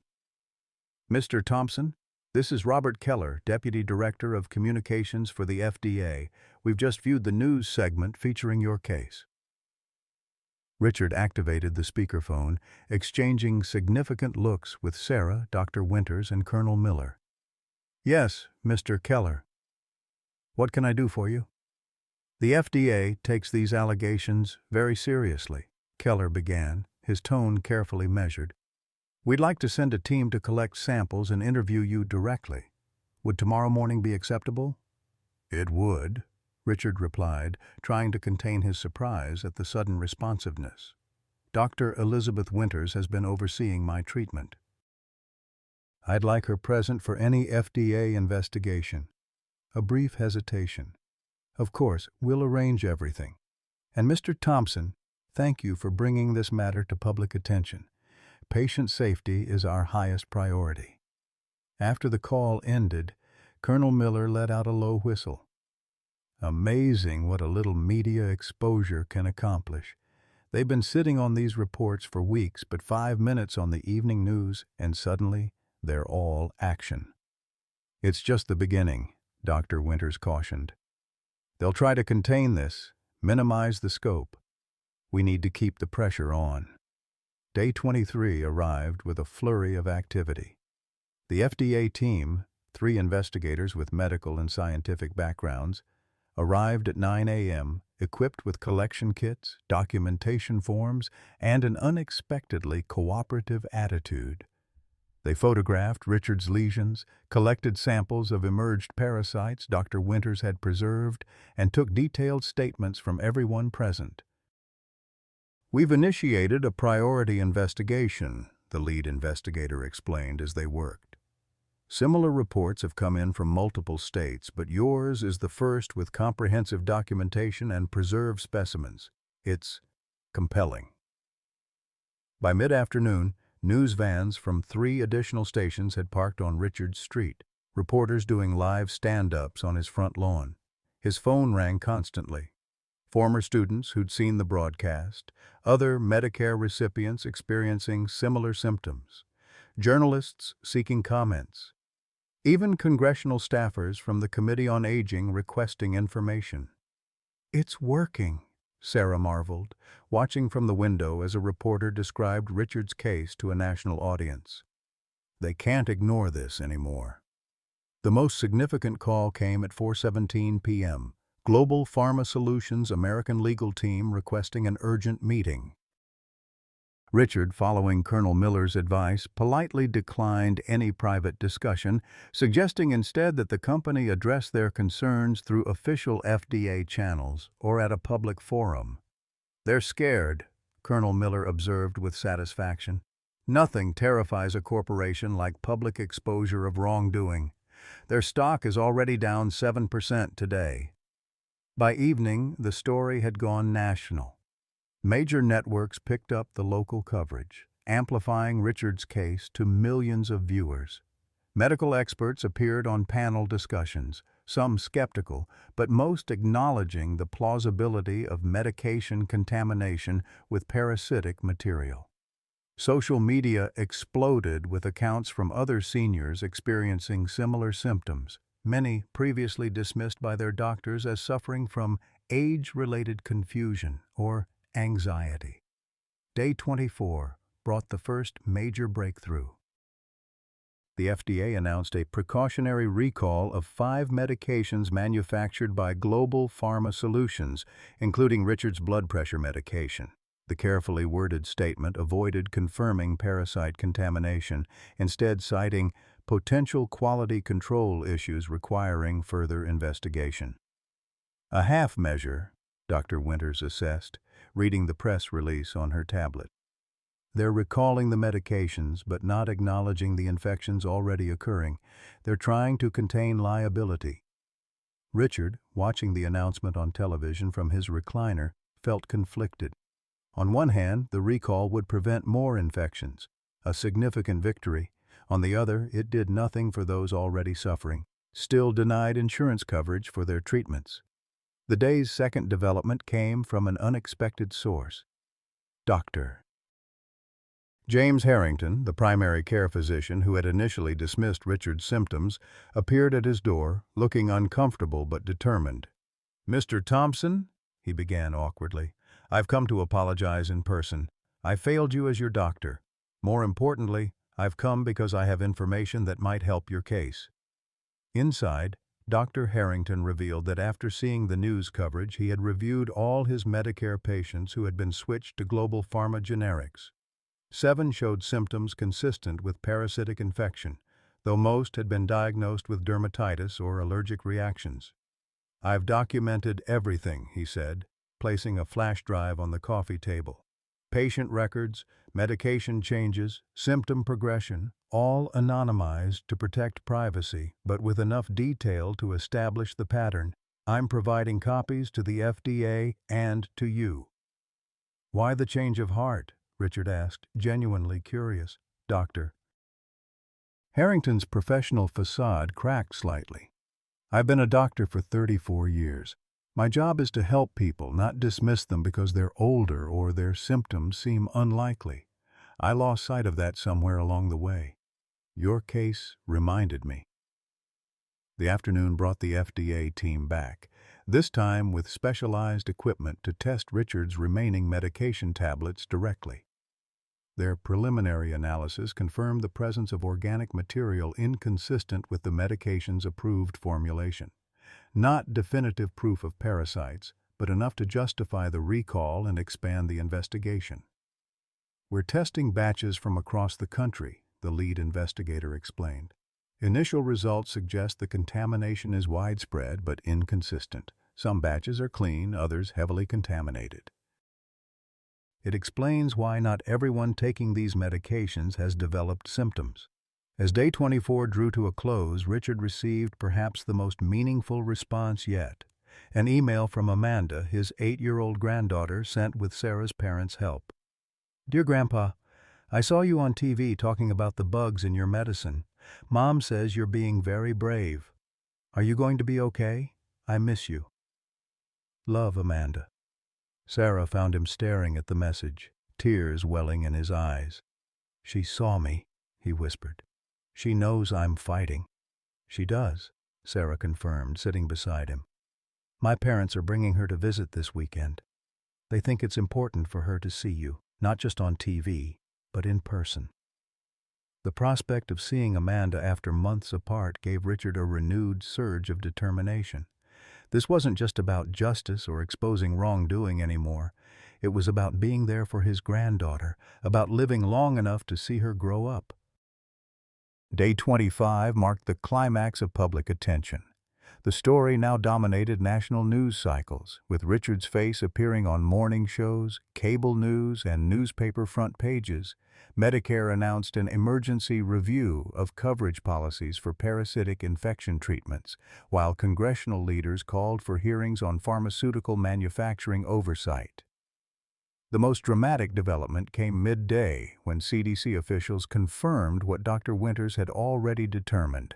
The parasites were indeed a nematode species previously undocumented in the United States, with genetic markers linking them to regions in India where global pharma operated manufacturing facilities. Laboratory analysis confirms contamination of medication samples with Dracunculus metanensis variant eggs, the CDC spokesperson announced in a hastily organized press conference. "We're working with the FDA to trace all potentially affected batches and with healthcare providers to identify and treat infected individuals." Global Pharma Solutions responded with a carefully crafted statement acknowledging potential quality control issues at one facility, while emphasizing their commitment to patient safety and cooperation with investigators. Their stock plummeted 23% by market close. For Richard, watching these developments from his living room felt surreal, like observing a runaway train he had somehow set in motion. Reporters continued to gather outside, hoping for additional comments or footage. Phone calls and emails poured in from across the country. Dr. Winters fielded medical inquiries while Colonel Miller coordinated with veterans groups to identify more cases and connect them with treatment resources. The FDA is sending investigators to the manufacturing facilities in India, Dr. Winters reported after a call with her contacts. And Medicare has quietly begun approving treatment coverage for documented cases, no non-disclosure agreements required. "We're winning," Colonel Miller declared, his military assessment cutting to the heart of the matter. "They're in retreat on all fronts." Yet amid this apparent victory, Richard felt a strange disquiet. The parasites continued to emerge from his lesions, painful, disgusting episodes that left him weakened and nauseated. The medications helped, but his body had been fighting this invasion for nearly a month. As evening approached, he found himself unusually fatigued, his vision occasionally blurring, his thoughts sometimes wandering mid-sentence. "I think we should have you checked at the hospital," Sarah suggested, noticing his deterioration. "You've been through so much stress on top of the infection itself." "Tomorrow," Richard promised, "after the weekend special airs. I need to see this through." As they prepared for bed that night, a final call came through. Melissa Chen from Channel 7 News. "Mr. Thompson, I wanted to let you know that our weekend special has been expanded to a full hour. The network is picking it up for national broadcast." Her voice conveyed genuine enthusiasm. "You've started something important here. People are listening." "Thank you for believing us," Richard replied simply. "No, Mr. Thompson. Thank you for having the courage to speak up when no one would listen." After the call ended, Richard sat quietly in his recliner, staring at the darkened television screen. In it, he could see his reflection. Thinner, older, but somehow more substantial than the man who had first discovered moving lesions on his skin nearly a month ago. "I think I'll read one of Martha's letters before bed," he told Sarah. "The one from our 30th anniversary." She always knew what to say when things got difficult. Sarah helped him to his bedroom, arranging his pillows to minimize pressure on the remaining lesions. As she turned to leave, Richard caught her hand. "Thank you," he said simply, "for believing me from the beginning, for fighting alongside me." "We're family," Sarah replied, squeezing his hand gently. "It's what we do." Alone with Martha's letter, Richard carefully unfolded the delicate paper, her handwriting as familiar to him as his own. "My dearest Richie, 30 years together, and still so much road ahead. Remember this, when times are dark, you have always been strongest when fighting for others rather than yourself. It's why I fell in love with you. It's why I still love you more each day. Martha." Richard traced the words with his finger, feeling her presence across the years. "I'm fighting for others now, Martha," he whispered. "I hope you'd be proud." He fell asleep with the letter on his chest, unaware that his body temperature was slowly rising as the parasites, disturbed by medications and publicity, accelerated their life cycle in a desperate bid for survival. Day 26 dawned with fever. Richard woke disoriented, his sheets damp with sweat, a throbbing pain radiating from the largest lesion on his neck. Martha's letter had slipped to the floor during the night, and as he reached for it, the room tilted alarmingly. His hand, normally steady despite his age, trembled visibly against the white bedsheet. "Sarah," he tried to call, but his voice emerged as a rasp. He cleared his throat and tried again. "Sarah!" She appeared in the doorway moments later, hair tousled from sleep, instantly alert at the sight of him. "Dad?" Her nurse's training took over as she rushed to his bedside, pressing a palm to his forehead. "You're burning up." The thermometer confirmed what her touch had detected. 103.2 degrees. Richard watched Sarah's expression shift from concern to professional determination as she quickly gathered supplies: acetaminophen, water, cool compresses. Her movements were efficient, but the worry in her eyes betrayed her. "The fever started overnight," he explained unnecessarily, "and there's something different about the neck lesion. It feels angry." Sarah gently turned his head to examine the site. The lesion had swollen considerably, the skin around it an alarming shade of crimson that extended in streaky lines down toward his collarbone. "This is infected," she stated flatly. "Not just with the parasite, bacterial infection on top of it. We need to get you to the hospital." Richard tried to protest. The weekend special was airing that evening. Reporters would be calling for reactions. Amanda was coming to visit. But each objection died on his lips as he recognized the severity in Sarah's expression. She was not making a suggestion. She was stating a medical necessity. The hospital admission process was expedited, partly due to the gravity of Richard's condition and partly due to his newfound notoriety. The emergency department staff recognized him immediately from the news coverage, and rumors of his arrival spread quickly through the hospital. By the time he was settled in a private room, medical personnel were finding excuses to pass by, curious to glimpse the man who had exposed a nationwide pharmaceutical scandal. Dr. Winters arrived shortly after they did, having been called by Sarah despite no longer having official hospital privileges. Her presence caused visible discomfort among the staff, but no one dared challenge her as she reviewed Richard's chart and examined his lesions. "The parasites are dying from the medication," she explained, gently probing the inflamed area on his neck. "But their decomposition is triggering a severe inflammatory response. And yes, there's definitely secondary bacterial infection. You need IV antibiotics immediately." The attending physician, a young doctor named Evans, who seemed both intimidated by Dr. Winters and fascinated by Richard's case, nodded in agreement. "We're starting broad-spectrum antibiotics and will adjust based on culture results. The good news is that your other lesions appear to be healing well. This seems to be the only site with bacterial complication." Richard drifted in and out of awareness as they inserted IV lines, drew blood for cultures, and administered the first doses of antibiotics. The fever made time elastic. Moments stretched and compressed unpredictably. Sometimes Sarah was beside him, sometimes Dr. Winters, sometimes unfamiliar hospital staff. At one point, he thought he saw Martha sitting in the visitor's chair, knitting as she often had during his rare sick days. But when he blinked, only Colonel Miller was there, ramrod straight despite the uncomfortable hospital furniture. "Hanging in there, Thompson?" the colonel asked gruffly, noticing Richard's return to lucidity. "More or less," Richard managed. "What's happening out there?"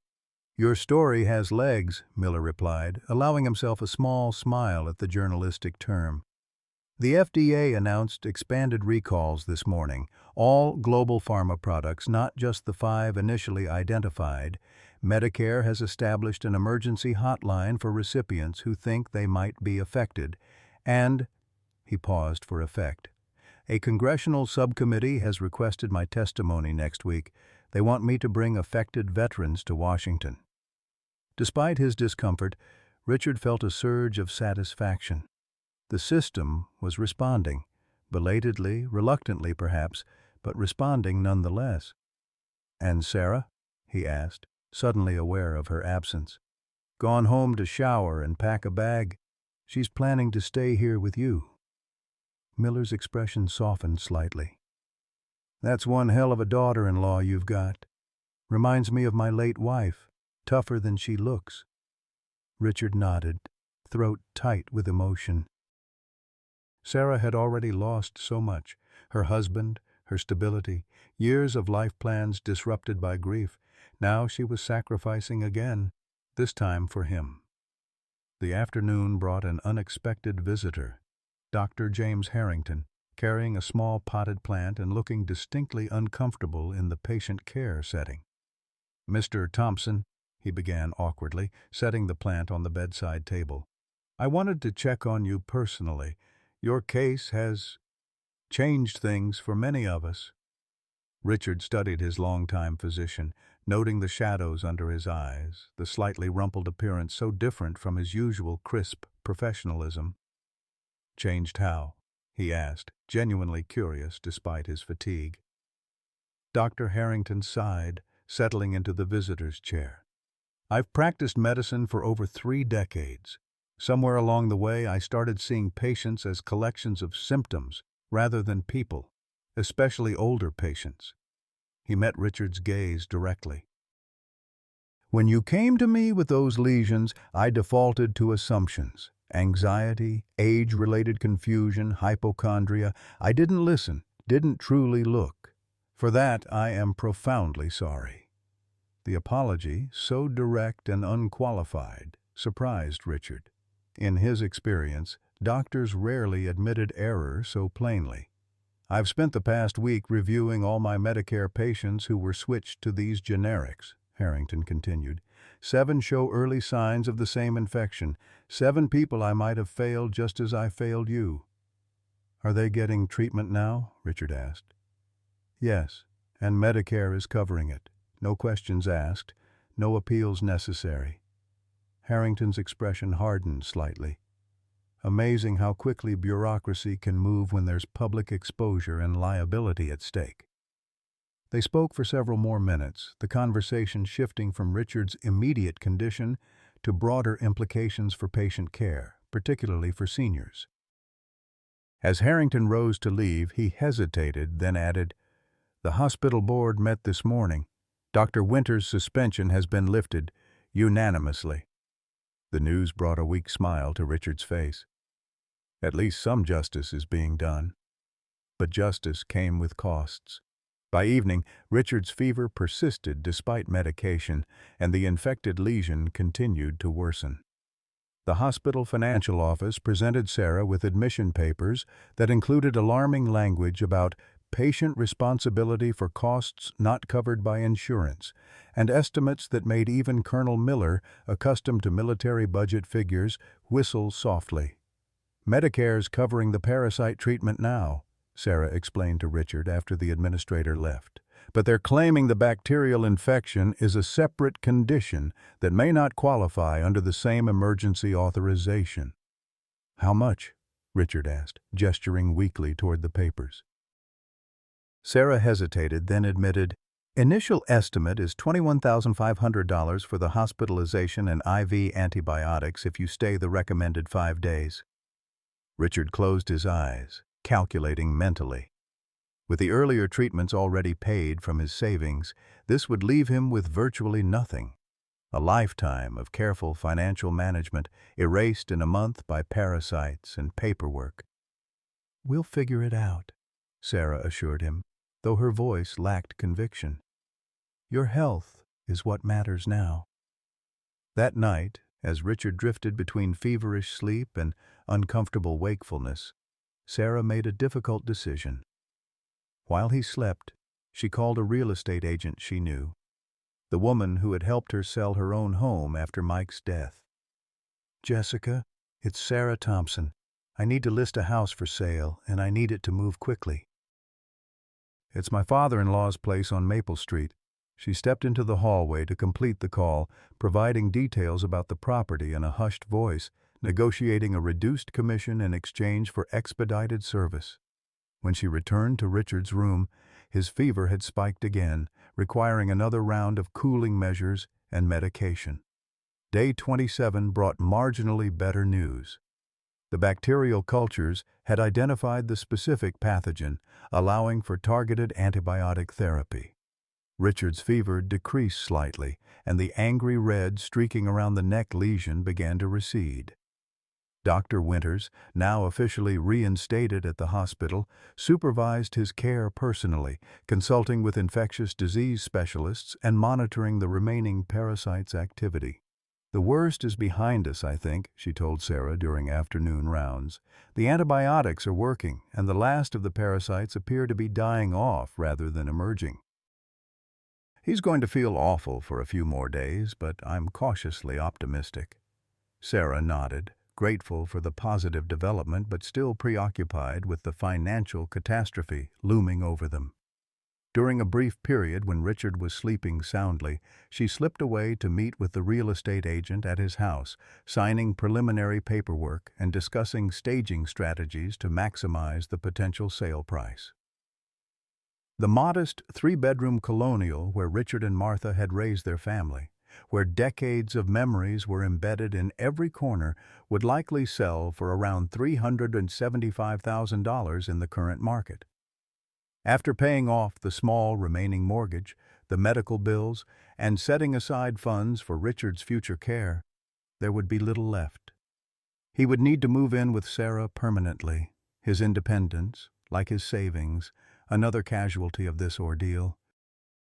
As Sarah walked through the familiar rooms, mentally cataloging which items to keep, which to sell, which to donate, she found herself in Richard's bedroom. Martha's jewelry box sat on the dresser, a simple wooden case Richard had kept exactly as she'd left it. Inside were modest pieces, nothing of extraordinary monetary value, but immeasurable in sentimental worth. At the center lay Martha's wedding ring, a simple gold band with a small diamond, the ring Richard had saved for months to purchase when they were young and just starting out. Sarah closed the box gently, adding it to her mental list of items to preserve at all costs.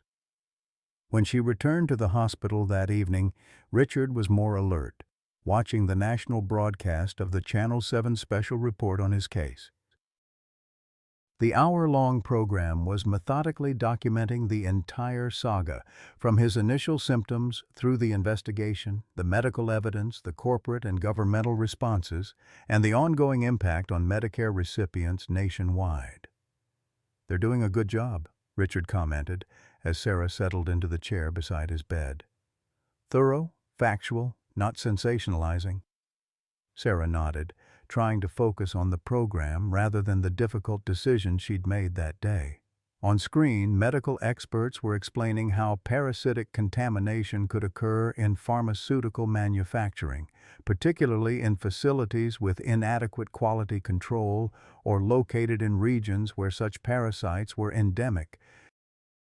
Over 200 cases have now been confirmed across 37 states, the narrator explained, with experts estimating the true number may be in the thousands, as many infected individuals remain undiagnosed or misdiagnosed.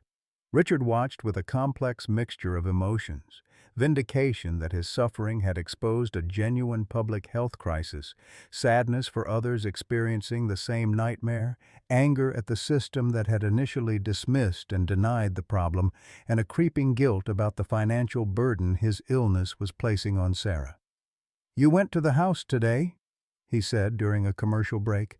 Not a question, but a statement. Sarah looked up, startled. "How did you know?"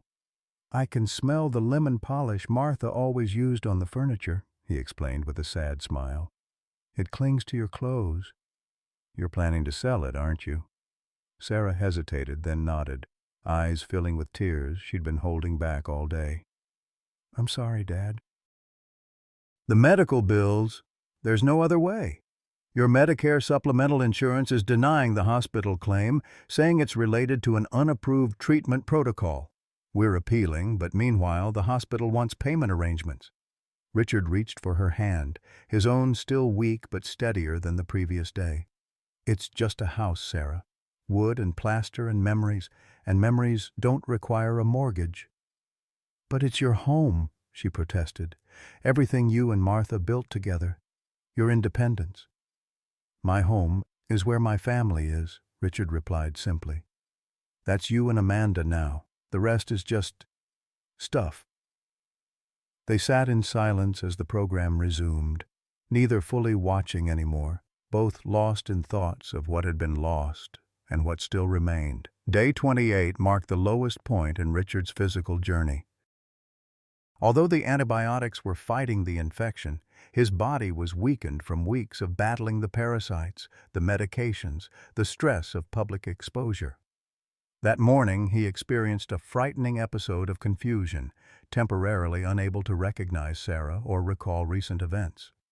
The neurologist called to examine him ordered additional tests, concerned about possible cerebral involvement of either the parasites or the infection.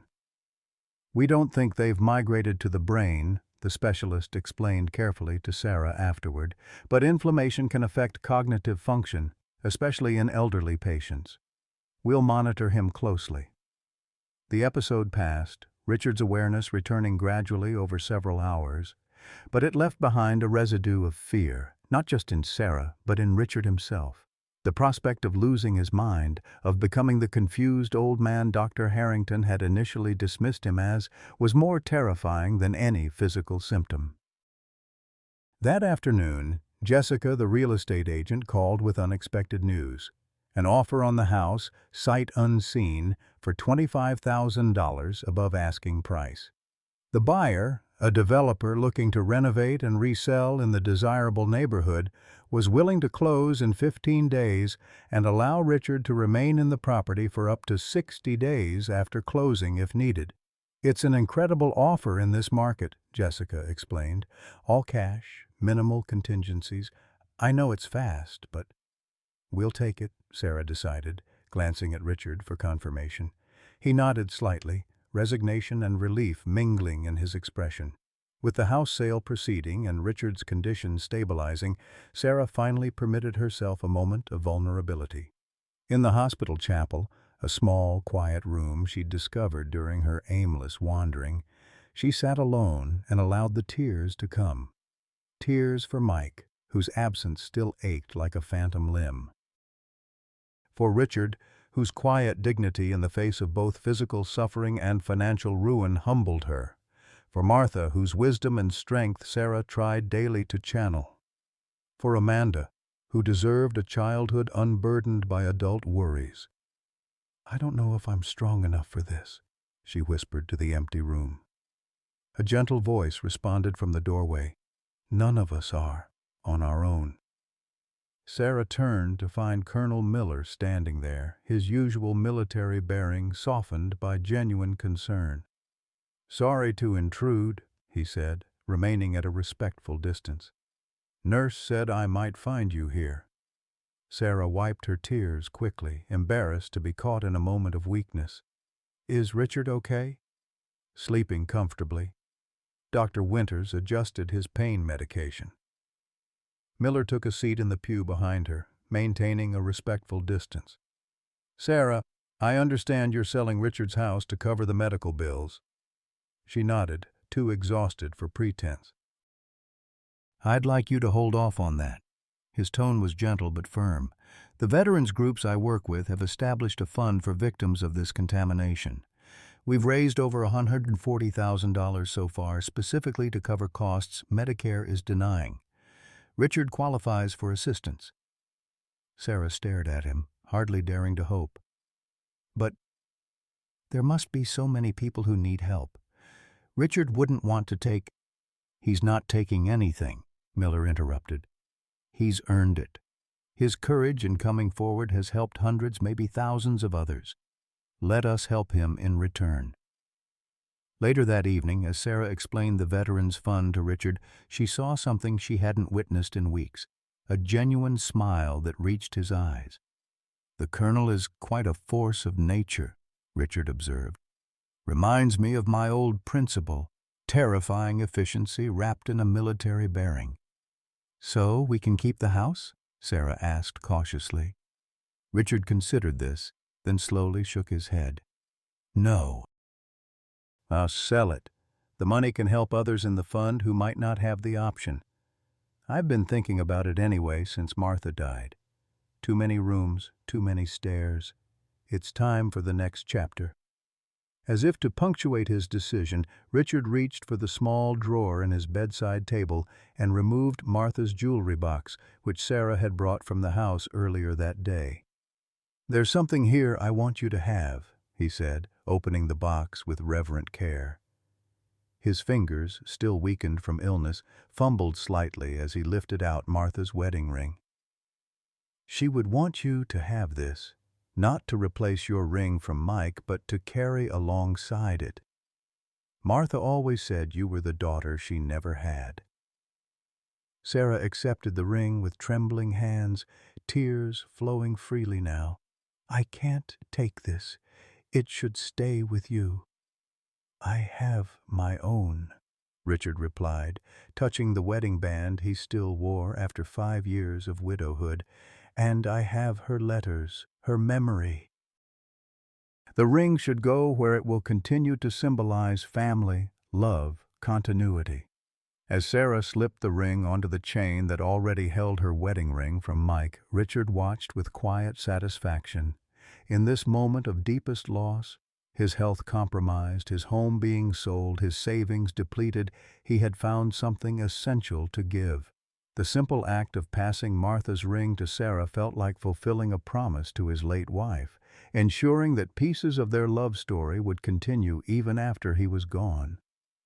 That night, as Richard drifted toward sleep, his fever finally breaking after days of stubborn persistence, he felt a curious lightness despite the circumstances. He had faced the worst that could happen: physical invasion, institutional betrayal, financial ruin, and somehow remained intact. Not unchanged, certainly not unscathed, but fundamentally himself. The darkness that had threatened to claim him seemed to recede slightly, like a tide pulling back from shore. And tomorrow would bring new challenges, but for the first time since the parasites had appeared beneath his skin, Richard slept without fear, Martha's letter tucked beneath his pillow and her voice seeming to whisper from somewhere just beyond hearing, "Rest now, Richie. The worst is behind you." Day 29 brought the first genuine improvement in Richard's condition. The fever that had gripped him for days finally broke during the night, leaving him weakened but clear-headed. When Dr. Winters arrived for morning rounds, she found him sitting up in bed, methodically working through the hospital's bland breakfast offering.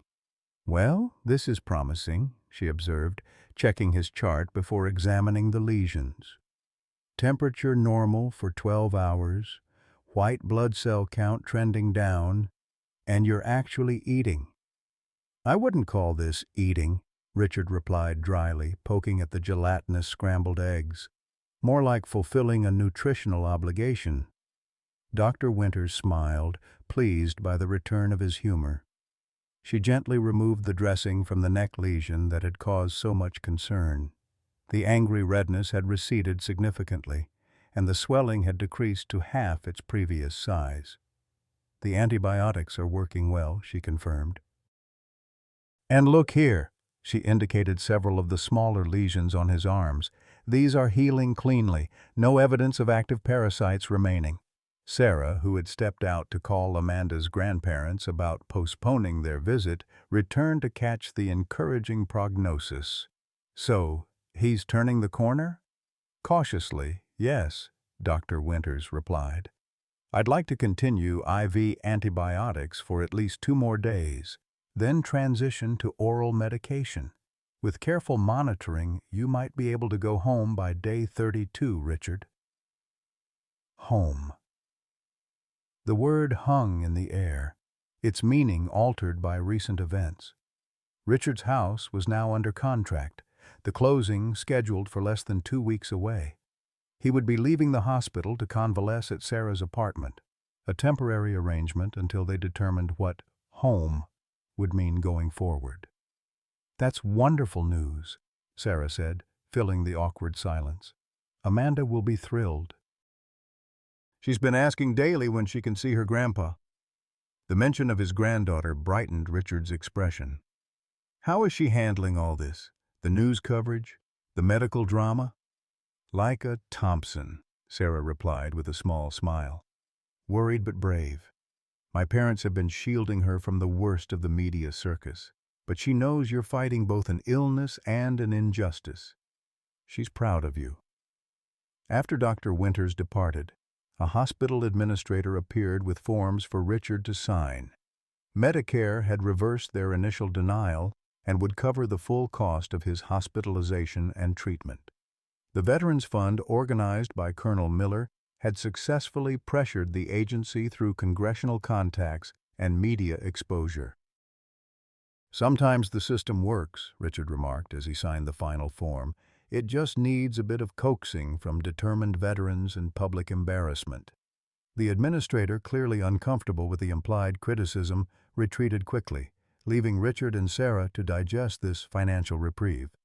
The house sale would proceed.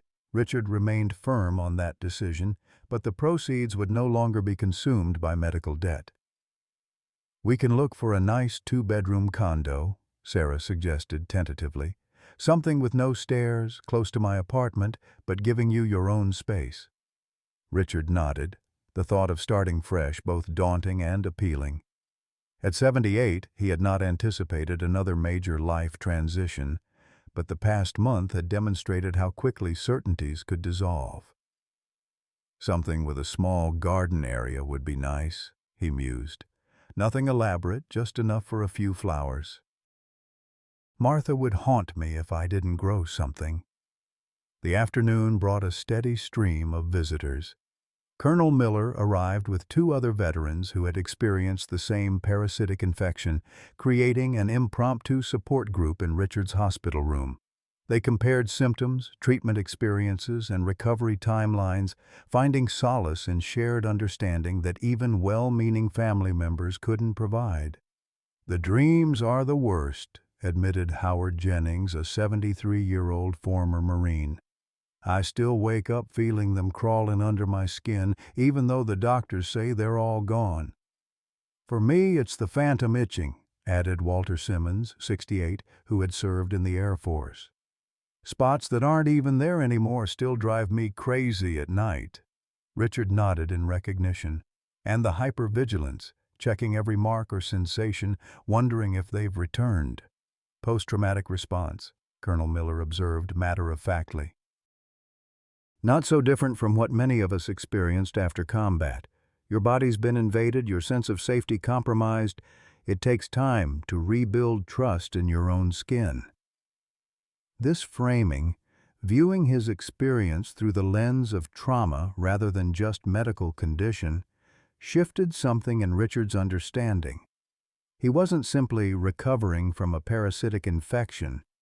He was healing from an invasion that had violated his body's boundaries and his trust in the healthcare system meant to protect him. Later that day, Melissa Chen from Channel 7 News arrived, not with a camera crew but alone, bearing a small plant and a request for an off-the-record conversation. Richard agreed, curious about her visit without the professional apparatus of journalism. "I wanted you to know what's happening behind the scenes," she explained, after Sarah stepped out to give them privacy. "Your story has triggered investigations at multiple levels: FDA, CDC, congressional committees. Global Pharma's stock has lost nearly 40% of its value. Their CEO resigned this morning." "Good," Richard said simply. "Actions should have consequences." Melissa nodded. "There's more. 3 whistleblowers have come forward from within Global Pharma. Quality control specialists who claim they flagged contamination issues months ago but were instructed to falsify reports. And Medicare is conducting an internal investigation into who authorized the non-disclosure agreements offered to victims." The scale of the response was both gratifying and somewhat overwhelming. Richard had simply wanted acknowledgement of his condition and appropriate treatment. He had not anticipated becoming the catalyst for a fundamental re-examination of pharmaceutical oversight and Medicare practices. "What happens next?" he asked. "Congressional hearings begin next week. Colonel Miller will testify along with several affected veterans. Dr. Winters has been called as an expert witness." "And," Melissa hesitated, "they've requested your testimony as well once you're medically cleared to travel." Richard absorbed this information silently. The prospect of traveling to Washington, of speaking before Congress, was intimidating for a man who had spent his career in high school classrooms, not national spotlights. Yet he recognized the importance of putting a human face to the statistics and medical terminology that would dominate the hearings. "I'll go," he decided, "if Dr. Winters clears me medically."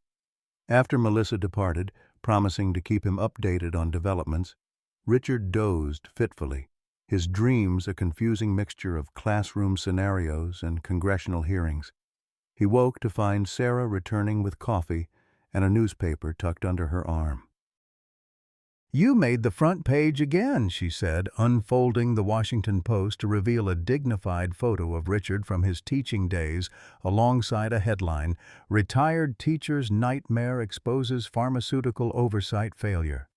Richard studied the image, a much younger version of himself at his retirement ceremony, accepting a plaque from the school superintendent, his dark hair only beginning to silver at the temples. Martha stood beside him, beaming with pride. The contrast between that robust, confident man and his current state was stark, yet the article described him in terms of courage and persistence rather than victimhood. "They got it mostly right," he observed, scanning the article, "though I notice they're careful not to directly accuse Global Pharma of negligence, just alleged quality control issues." "Lawyers," Sarah explained with a shrug. "But the facts are clear enough for anyone reading between the lines." Day 30 brought a surprising visitor, Patricia Davis from the Medicare Part D Administrative Office, the same woman who had offered Richard coverage in exchange for his silence. She arrived looking distinctly uncomfortable, her official ID badge prominently displayed as if to establish her legitimate purpose. "Mr. Thompson?" she began stiffly, as Sarah watched with undisguised suspicion. "I've come to personally apologize for the handling of your case and to provide information about Medicare's response to this situation." Richard gestured to the visitor's chair, his expression neutral. "I'm listening." "Medicare has established a dedicated response team for all cases related to the Global Pharma contamination," she explained, opening a folder of official documents. "All affected beneficiaries will receive full coverage for treatments, regardless of normal limitations or exclusions. Additionally, compensation for out-of-pocket expenses incurred prior to our policy adjustment will be provided." "And the non-disclosure agreements?" Richard prompted when she didn't mention them. Patricia shifted uncomfortably. "Those have been rescinded. They were an unauthorized response by certain administrative personnel who have since been placed on administrative leave pending investigation." "Meaning you were following orders, and now you're the scapegoat," Richard translated bluntly. Her professional facade cracked slightly. "I'm not at liberty to discuss internal matters, Mr. Thompson. I'm here to ensure you receive the benefits and compensation you're entitled to." Richard accepted the folder, recognizing that this woman represented just one cog in a much larger bureaucratic machine. "Thank you for coming in person, Ms. Davis. It couldn't have been easy." Something like gratitude flickered across her features before the professional mask returned. "Medicare is committed to making this right, Mr. Thompson. Your case has changed things." After she departed, Richard examined the documents, detailed instructions for claiming reimbursement for his out-of-pocket expenses, expanded coverage authorizations for ongoing treatments, even provisions for potential long-term effects that might emerge later. The system that had initially abandoned him was now bending over backward to demonstrate responsiveness. "Too little, too late?" Sarah asked, noticing his pensive expression. "Better late than never," Richard replied. "And better for everyone else who might have fallen through the same cracks." Day 31 marked a significant milestone in Richard's recovery. Dr. Winters removed the last of his IV lines, transitioning him to oral antibiotics and arranging for a final comprehensive scan to ensure no parasites remained active in his system. The results came back clear. All detectable parasites were either dead or had been expelled from his body.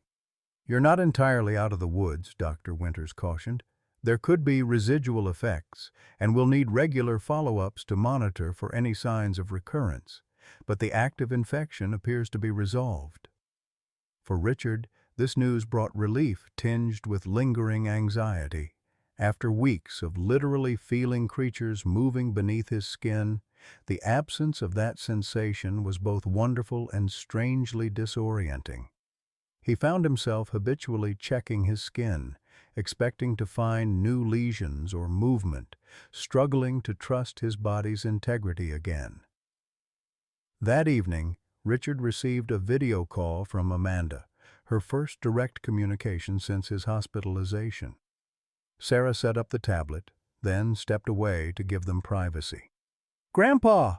Amanda's face filled the screen, her expression a mixture of excitement and concern. "Are you still in the hospital? Do you have those bugs in you?" Richard smiled, her directness refreshing after weeks of careful medical euphemisms. "I'm still in the hospital, but just for one more day. And no, the bugs are gone now. The medicine worked." "That's good," she said with the simple certainty of childhood. "Mommy says you're a hero because you told everyone about the bad medicine so other people wouldn't get sick." "I just did what was necessary," Richard demurred, touched by her characterization. "That's what heroes do," Amanda insisted with 8-year-old logic. "They do the necessary things when they're hard." She leaned closer to the screen, her voice dropping to a dramatic whisper. "Mommy cried a lot when you were really sick. But I told her you would get better because you're strong, like in her stories." "What stories?" Richard asked, curious. "About you and Grandma Martha. How you took care of her when she was sick, and how you helped Daddy when he was little and broke his arm, and how you never give up on your students even when they're really bad at math." Amanda delivered this assessment with complete confidence. "So I knew you wouldn't give up now." Tears pricked at Richard's eyes. "Your mommy is right. I don't give up easily, especially now that I need to get better so we can have our visit." "We're coming on Saturday," Amanda announced. "Mommy said I can bring my new drawing book and we can color together if you're not too tired." "I would like that very much," Richard assured her. After the call ended, Richard sat quietly, Amanda's words echoing in his mind. Heroes do the necessary things when they're hard. Such a simple definition, yet profound in its way. He had never considered himself heroic. He had simply been a man unwilling to be dismissed, unwilling to suffer in silence when others might be at risk. Day 32 brought Richard's release from the hospital. Dr. Winters arrived early to complete his discharge paperwork and provide detailed instructions for his ongoing recovery. "The most important thing is to complete the full course of antibiotics," she emphasized, handing Sarah a printed schedule. "Even if you feel completely recovered, even if all visible signs of infection are gone, premature discontinuation could allow residual bacteria to flourish." Richard nodded, familiar with this medical mantra from previous, far less dramatic illnesses. "And the parasites, could they return?" Dr. Winters considered this carefully. "Based on what we know now, it's highly unlikely. The medication has been effective at eliminating them, and without re-exposure to contaminated sources, you shouldn't face reinfection. However," she added, her expression serious, "we're still learning about this particular variant. I want to see you for follow-up appointments weekly for the first month, then monthly for 6 months." As Sarah gathered Richard's belongings and completed the discharge process, Dr. Winters lingered, her own lesion now barely visible beneath her lab coat sleeve. "I want to thank you, Richard," she said quietly. "Your willingness to speak up, to persist when the system failed you, it's changed things. Not just for the people directly affected by these parasites, but potentially for how we approach patient concerns, especially from older adults." Richard shook his head slightly. "I should be thanking you. You believed me when others didn't. That made all the difference." "It shouldn't have been exceptional," Dr. Winters replied with a hint of bitterness. "Believing patients, especially when they report unusual symptoms, should be fundamental to medical practice. Your case has become something of a teaching moment at the hospital. They're incorporating it into training sessions on bias in medical assessment." This revelation surprised Richard. The idea that his suffering might lead to systemic improvement, might spare others the dismissal he had experienced, added meaning to an ordeal that had often seemed senseless. Leaving the hospital felt strangely anticlimactic after the drama of the preceding weeks. Richard walked slowly to Sarah's car, leaning on a cane, acutely aware of his weakened state. The simple act of lowering himself into the passenger seat left him breathless and reminded him how far he still had to go in his recovery. As they drove through familiar streets toward Sarah's apartment, Richard found himself studying ordinary scenes with new appreciation: people walking dogs, children playing in yards, an elderly couple holding hands on a park bench. Normal life continuing, unmarked by the medical nightmare he had endured. "Colonel Miller called while you were being discharged," Sarah mentioned as they waited at a traffic light.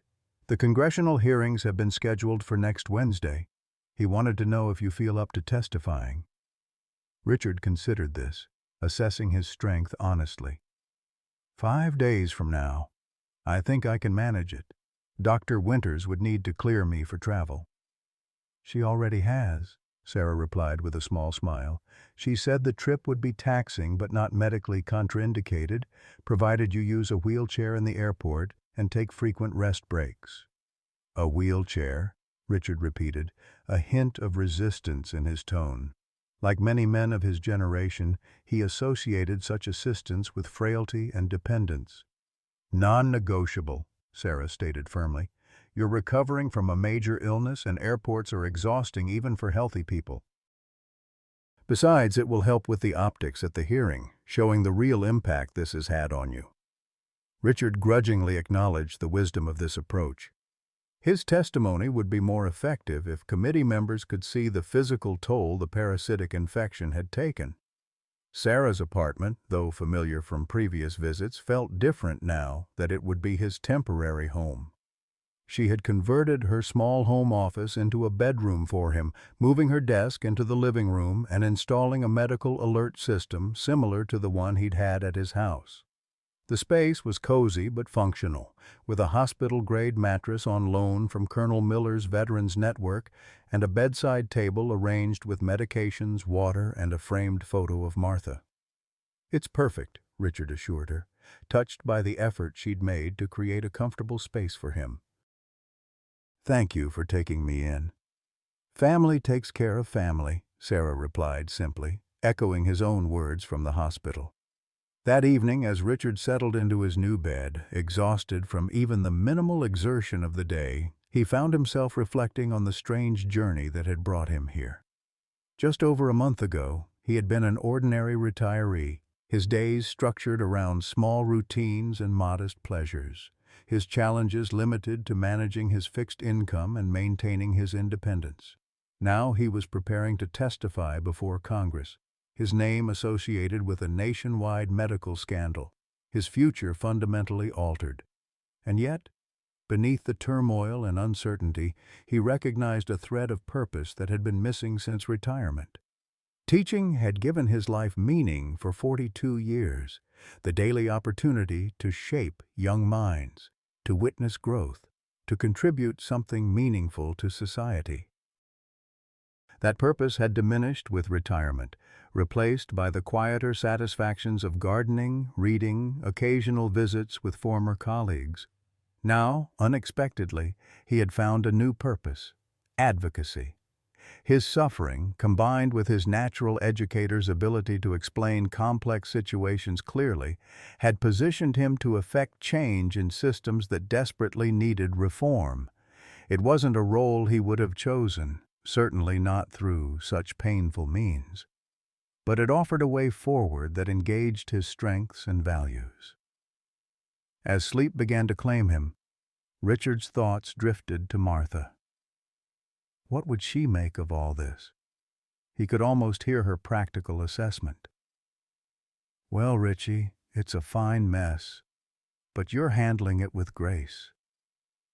That's all anyone can ask."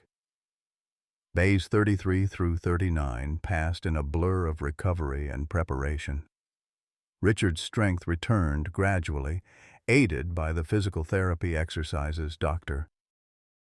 Winters had prescribed and Sarah's careful attention to his nutrition. The remaining lesions continued to heal, leaving behind small, puckered scars that would likely fade with time but never completely disappear, permanent reminders of his ordeal.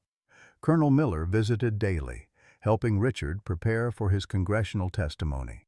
They reviewed potential questions, practiced concise answers, and discussed strategies for maintaining composure under what might be intense scrutiny. Some committee members will be sympathetic, the colonel explained. Others will try to minimize the situation to protect Medicare or the FDA from criticism. A few might even try to paint you as confused or mistaken. He fixed Richard with a steady gaze. Your job is to stay focused on your direct experience. No speculation, no accusations, just the facts as you lived them. Richard appreciated the guidance, drawing on his years of parent-teacher conferences where similar principles had applied. Stick to observable behaviors. Avoid judgmental language. Focus on specific incidents rather than generalizations. Dr. Winters visited on day 35, conducting a thorough examination and officially clearing Richard for travel to Washington. Your recovery is progressing well, she confirmed. The trip will be tiring but not dangerous to your health. Just promise me you'll use the wheelchair in the airport and take your medications exactly on schedule. Doctor's orders, Richard agreed, having reconciled himself to the temporary necessity of the wheelchair. On day 36, Amanda and Sarah's parents arrived for their postponed visit. The reunion with his granddaughter was both joyful and poignant. Amanda approached cautiously at first, clearly having been prepared for her grandfather's changed appearance, then rushed forward for a careful hug when Richard opened his arms. "You look different," she observed with characteristic directness. "Thinner. And you have those marks on your neck." "The medicine made the bugs go away, but they left some marks behind," Richard explained simply, "like when you get over chicken pox, but still have a few spots for a while." This comparison, drawn from her own experience the previous year, satisfied Amanda. She promptly produced her drawing book and settled beside him on the couch, the awkwardness forgotten as she showed him her recent artistic creations. Day 37 brought a milestone in the global pharma investigation. The FDA announced preliminary findings confirming parasitic contamination in multiple medication batches. The official statement carefully noted that the contamination appeared limited to specific production lines at one facility in India, affecting approximately 17% of the company's generic products distributed to Medicare recipients. 17%, Colonel Miller snorted when he called to discuss the announcement. That's roughly 1.2 million seniors potentially exposed. They're trying to make it sound contained, but those are pandemic-level numbers. Richard found himself analyzing the FDA statement with the same critical eye he'd once applied to his students' attempts to minimize responsibility for missed assignments. The passive voice construction, contamination was identified. The emphasis on rigorous protocols that had somehow failed completely, the careful avoidance of direct accountability, all hallmarks of institutional self-protection. On day 38, Richard's last full day before traveling to Washington, Jessica, the real estate agent, called with paperwork requiring his signature. The house sale was proceeding smoothly, with closing scheduled for the following week. Richard signed the documents without hesitation, though a pang of nostalgia struck as he formalized the end of his decades in the home he had shared with Martha. "The buyers are a young couple," Jessica mentioned, perhaps sensing his melancholy. "First-time homeowners with a baby on the way. They fell in love with the garden especially, said they could imagine raising a family there." This knowledge provided unexpected comfort. The house would continue to be a home, would witness new beginnings rather than standing empty or being raised for development. That evening, Richard packed a small suitcase for the Washington trip, selecting his most formal attire for the hearing. As he carefully folded his best suit, rarely worn since retirement, he found himself remembering Martha's voice from decades earlier, when he'd been preparing for his first teaching job interview. "Remember, Richie, clothes don't make the man, but they do signal his seriousness of purpose." On day 39, Richard, Sarah, and Colonel Miller boarded a flight to Washington, D.C. Despite his initial reluctance, Richard found the airport wheelchair a blessing as they navigated the sprawling terminals and security checkpoints. The colonel's military ID expedited their passage somewhat, but the process remained taxing. On the plane, seated between Sarah and the colonel, Richard reviewed his prepared statement one final time. The simple, factual account of his experience, from first symptoms through diagnosis, treatment challenges, and ongoing recovery, filled just 3 typed pages. Yet within those pages lay a story powerful enough to have already triggered international recalls, corporate leadership changes, and policy revisions. "Nervous?" Sarah asked quietly as the plane began its descent into Washington. "A little," Richard admitted, "but mostly determined. This needs to be said, and I need to be the one to say it." As the city came into view below them, its iconic monuments and government buildings visible in the distance, Richard felt a sense of purpose solidify within him. Tomorrow he would speak not just for himself, but for every patient dismissed, every senior citizen treated as a burden rather than a person, every individual failed by systems designed to protect them. It wasn't a role he had sought, but it was one he now embraced. A final, unexpected chapter in a life dedicated to education, now expanded to the largest classroom he had ever addressed. 3 months had passed since Richard Thompson first discovered moving lesions on his skin. The congressional hearings were now a matter of public record, his testimony having been broadcast on C-SPAN and widely reported in national media. Global Pharma Solutions had entered bankruptcy protection following class action lawsuits and international recalls. Medicare had implemented new oversight protocols for generic medication approvals, with particular emphasis on foreign manufacturing facilities. The FDA had established an elderly patient advocacy office to address concerns specific to senior citizens, and Richard Thompson, once an ordinary retired math teacher, had become an unexpected symbol of patient advocacy and pharmaceutical accountability. On this crisp autumn morning, Richard stood at the lectern in Oakwood High School's auditorium, facing an audience of medical students, healthcare administrators, and former colleagues. The school board had offered the space for this special lecture series on patient advocacy, and Richard had chosen to begin where his professional life had centered for so many years. "3 months ago, I couldn't stand unassisted," he began, his voice stronger now, though still carrying the slight rasp that remained from his illness. "Today, I stand before you not just as a survivor of a parasitic infection, but as evidence of what happens when systems designed to protect the vulnerable fail, and of how those systems can be reformed when enough voices demand accountability." The audience listened intently as Richard recounted his experience. Not just the medical details, which had been extensively documented in journal articles authored by Dr. Winters, but the human aspects often overlooked in clinical discussions, the fear of not being believed, the indignity of dismissal, the financial devastation that nearly resulted from insurance denials. "What happened to me was not unique," he continued, gesturing to Colonel Miller, who sat in the front row beside Sarah. "What was unusual was that I had advocates, a daughter-in-law with medical training, a physician willing to listen, veterans who recognized the battle I was fighting and lent their considerable strength to the cause." As Richard spoke, he observed faces in the audience, particularly the medical students whose expressions reflected both concern and determination. These young people, still forming their professional identities, might carry the lessons of his ordeal into practices that would shape healthcare for decades to come.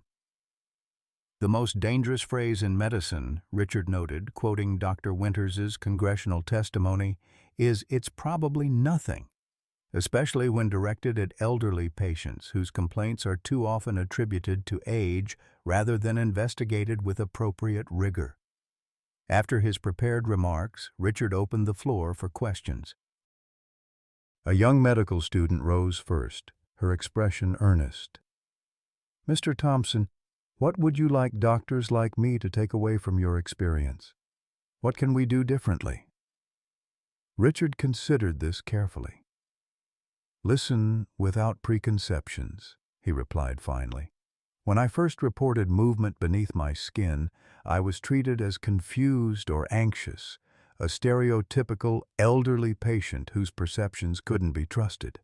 If my primary physician had simply investigated with an open mind, my diagnosis could have come weeks earlier, potentially preventing the spread of infection and certainly reducing my suffering." An older man in a hospital administrator's badge asked the next question. "The reforms triggered by your case will undoubtedly increase costs throughout the healthcare system. How do you respond to concerns about economic sustainability?" Richard felt a flash of the anger that still occasionally surfaced, but moderated his tone. "I respond by asking what my life is worth. What any patient's life is worth. My infection resulted directly from cost-cutting measures, cheaper medications from facilities with inadequate quality control. The savings nearly cost me my life and did cause permanent damage to my health.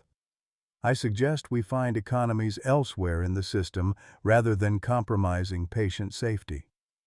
The administrator nodded thoughtfully, neither agreeing nor disagreeing, but clearly absorbing the perspective. After the formal QA concluded, Richard found himself surrounded by medical students eager to share their observations and commitments to patient-centered care.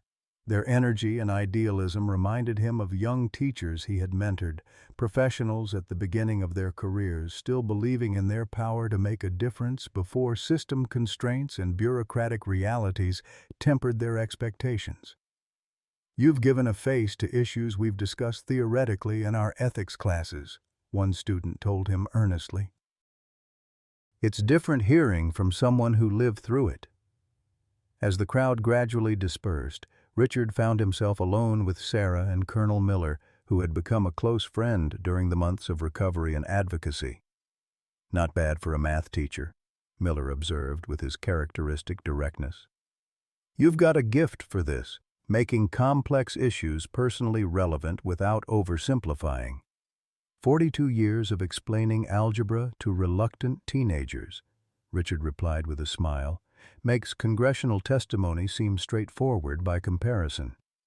They walked slowly toward the exit, Richard using a cane not for balance, but for endurance, his stamina still rebuilding after the prolonged illness. The school hallways evoked decades of memories, students who had struggled and succeeded, colleagues who had become friends, the rhythms of academic years that had structured his adult life. Outside, autumn leaves drifted across the parking lot, their russet and gold recalling Martha's favorite season. Sarah's car waited nearby, but Richard paused, turning to look back at the school building. "I never expected to be teaching again at my age," he mused. "Certainly not this subject, to this audience." "Life rarely follows our expectations," Sarah replied, adjusting her scarf against the breeze. "Mom used to say that." Richard nodded, recalling Martha's practical wisdom. "She'd be proud of you, you know, taking care of me, managing everything during the worst of it." "She'd be proud of both of us," Sarah corrected gently. "Now we should get going if we're going to make it to your new place before the delivery window for your furniture." The new place was a small but elegant condominium in a seniors community 15 minutes from Sarah's apartment. Richard had used the proceeds from his house sale after reimbursing the Veterans Fund for his initial treatment costs to purchase the one-bedroom unit outright. The community offered independence with available support services, an ideal compromise between autonomy and practical assistance as he continued his recovery. Colonel Miller departed for a veterans advocacy meeting, promising to check in later about their upcoming trip to Boston, where Richard would address a medical school symposium on patient advocacy. These speaking engagements had become regular occurrences, providing both purpose and modest honoraria that supplemented Richard's retirement income. As Sarah drove, Richard found himself reflecting on the strange journey that had brought him to this point. The parasitic infection had nearly killed him, had forced him from his home, had fundamentally altered his health and future. Yet it had also revealed strengths he hadn't known he possessed and connections he might never have formed. "Penny for your thoughts?" Sarah asked, noticing his contemplative silence. "Just thinking about silver linings," Richard replied. "Not that I'd wish this experience on anyone, but it's given me something I was missing after retirement. A purpose, a way to contribute." "You're making a difference," Sarah agreed. "The Medicare reforms they're calling Thompson protocols will help thousands of seniors." At the condominium, they found the delivery truck already waiting. The furniture was modest but carefully selected, a comfortable recliner similar to his old one, a practical dining set, a firm mattress recommended by Dr. Winters for his still healing body. Most precious were the items saved from his former home: Martha's jewelry box, the brass clock, family photographs, and the box containing her letters. As the delivery men positioned the furniture according to Richard's directions, Sarah arranged these personal treasures, placing the clock on the mantel, setting framed photos on end tables, establishing continuity between his past and present. The space gradually transformed from an empty dwelling to a home, reflecting both what he had lost and what remained. By late afternoon, the essentials were in place. Richard sat in his new recliner, surveying the space with satisfaction while Sarah prepared tea in the compact kitchen. "It feels right," he decided, accepting the steaming mug she offered. "Not the same as the house, of course, but right for now." "Amanda is already planning a sleepover in your guest room," Sarah mentioned, settling onto the sofa. "She's quite impressed with the community pool privileges that come with your residence." Richard smiled at the thought of his granddaughter's enthusiasm. Their relationship had deepened since his illness, her weekly visits during his recovery creating a bond that transcended the occasional interaction of previous years. She had adopted him as a project of sorts, bringing drawings for his refrigerator, selecting bright throw pillows for his new home, insisting on regular video calls to update him on her school activities. "I'm glad some good has come from all this," he said, gesturing vaguely to encompass not just the new living situation, but the entirety of changes precipitated by his illness. "More than some," Sarah corrected. "The FDA investigation has identified similar contamination issues in medications not yet distributed. The oversight reforms are already preventing other cases. Your speaking engagements are changing how medical students think about elderly patients." "And," she hesitated, then continued, "you and I have become a real family, not just people connected by memories of those we've lost." Richard reached across the space between them to squeeze her hand briefly. "Martha would say it was all part of the plan. And Mike would make some joke about taking the scenic route to get there," Sarah added, her expression softening at the memory of her husband. The evening settled around them comfortably as they shared a simple dinner and finalized arrangements for the Boston trip. Richard's schedule for the coming months included speaking engagements at 3 medical schools, testimony for a Senate subcommittee on pharmaceutical regulation, and consultation with a patient advocacy organization developing materials specifically for seniors. "Dr. Winters called while you were directing the furniture delivery," Sarah mentioned as she prepared to leave. "She's been invited to present your case at an international parasitology conference in London. She wanted to know if you'd be interested in accompanying her, all expenses paid by the medical school sponsoring the research." Richard raised his eyebrows in surprise. "London? That's quite a step up from the regional medical circuit." "She says your case has become something of a landmark in parasitology, not just the medical aspects but the regulatory and human dimensions. Having you there to speak directly to your experience would be powerful. The prospect was both daunting and intriguing.